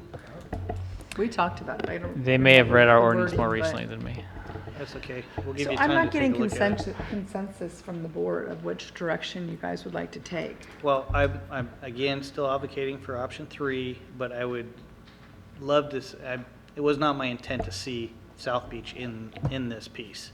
It's just, unfortunately, it's got that CR zone that allows for it. That's why it's being shown on the map. It's my intent, at least at this point in time, to see option 3 that takes care of the fixes, option 1 and option 2, as Joel suggested, as part of that option 3, but get this piece of South Beach out of the equation, if it's clouding our judgment. And all 3 fixes. Correct? Okay, so that's what I stated. Roger was a little bit different. Gentlemen, to my left, Yeah, I think we could. which one? With all the fixes or with? Let's see where we end up. Do you need a vote on this? No, I can glean. So the direction of the summary board. of this is options 1 and 2. That means the opportunity to build outside of the coastal zone in option 1. Option 2 would be existing buildings subject to coastal commission purview. And I'm not quite sure where this has left the South Beach area is excluded or not. I think there's consensus I'm on hearing that. pretty clear consensus that the South Beach area would be excluded. So it'd basically be option 3 to allow both 1 and 2, with the exception that South Beach not be included and the fixes. And then are go. reducing the buffer zones for school separation from 1,000 to 600 feet, which is about 1/8 of a mile. And the same thing between competing retail locations, which is currently 1,000 feet. That's reducing it to what, an amount 600 feet also? That, I was hoping for some input on. It could go down to 0, it could be 500 feet, it could be Well, 200 again, feet. baby steps. The way I see option 2 with the exclusion is you would basically put it with all these changes there. You'd still have really one applicant would be in Smith River unadvertised. And that to me is a baby step. So I would support option 2 with these exclusions. The other fixes I think we've gone over. It's not going to really matter because that small area, it's a very small area. It's about 1/8 of a mile. I'm not sure the distance between the school and that little area is a 1/4 mile or so. Is that it? So that would be the 1,000 feet could remain intact. And as far as the businesses are concerned, how many are you going to have? We have 0 now. Why don't we start with at least one opportunity to see if it's taken up? So I would look at option 2 with those restrictions. Okay, you've heard what Supervisor Gitlin has to say. I think the other 4 of us talked about what I had stated. It sounds like you still want, even though we agree on all the other fixes, you want clarification on the last one. Is that correct? If you have input and would like to give direction, yes. If not, we can look at maps and think what is reasonable. I think I'd leave it up to you to see what's there. Would you like us to return here or draft something and take it to the Planning Commission? In the past, we haven't brought specific ordinances here because it's kind of the Planning Commission's job, but we could come back with more detailed and finite. The only detail I think I'd be curious on is on the last one. Is there any other concerns that you guys have that you feel that needs to come back before us? No, I think you're good going to the Planning Commission. Okay. Okay. Good? Great. Thank Thank you. you very much. Okay, we're going to move on to general government and approve and authorize an annual step increase to a range A11 step B for the agricultural commissioner as requested by CAO. Move to approve.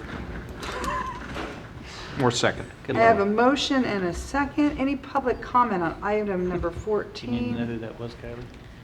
I have Hemmingson and Gitlin, is that? Yeah, the Hemmingson was the most profound for me Right. for the motion. Of course So any public comment on rather item outspoken. number 14? Seeing none, Kylie? Supervisor Howard? Yes. Supervisor Berkowitz? Yes. Supervisor Gitlin? Yes. Supervisor Hemmingson? Yes. Chair Cowan? Yes, thank you. Item 15, direct staff to proceed with the process of obtaining tax defaulted properties at Pacific Shores subdivision through the Chapter 8 process as requested by the CAO.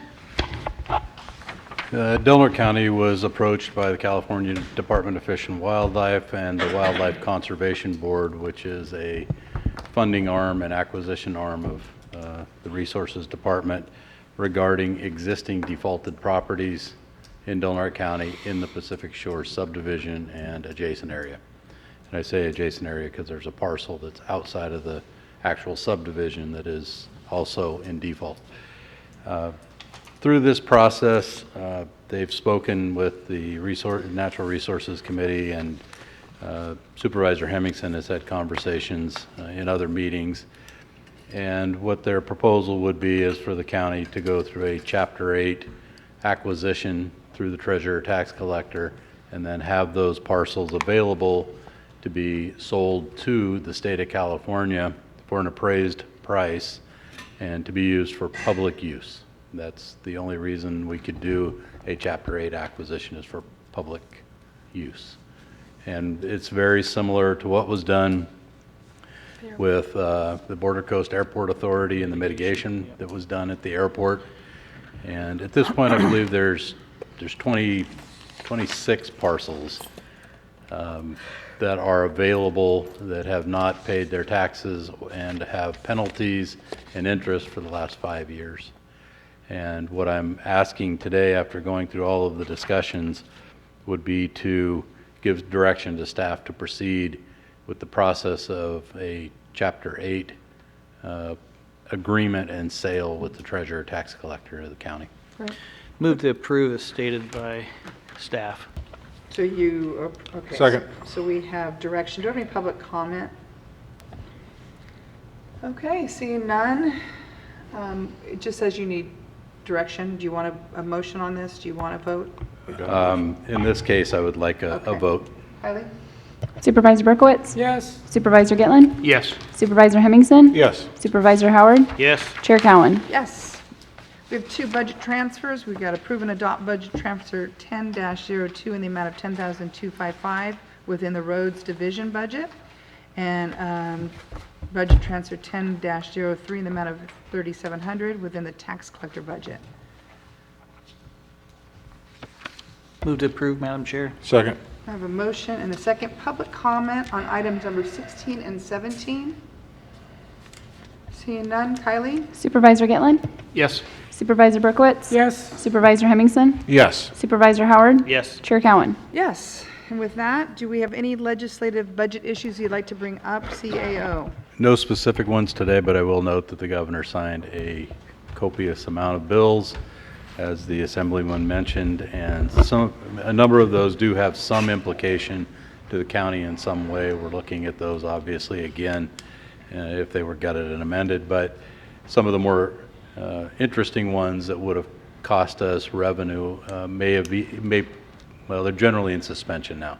They have not gone away, but they weren't necessarily approved through this cycle, so we'll see them again. Okay, great. Yeah, and with Congressman Huffman's public lands bill, I'd like to direct staff to come back with I guess with recommendations on the letter that was requested from John Driscoll on answers to certain questions. So we could have staff work on that and bring back responses. Okay. And Supervisor Hemmingson, I would also add if staff could reach out to the Del Norte County Fish and Game Commission, who also corresponded with the board on this issue, and have their input during that stage of the process would be great. All on the lands bill, correct? Yes. Okay, sounds good. Okay, everybody, thank you. We'll see you next meeting is November 12th. Thanks for coming.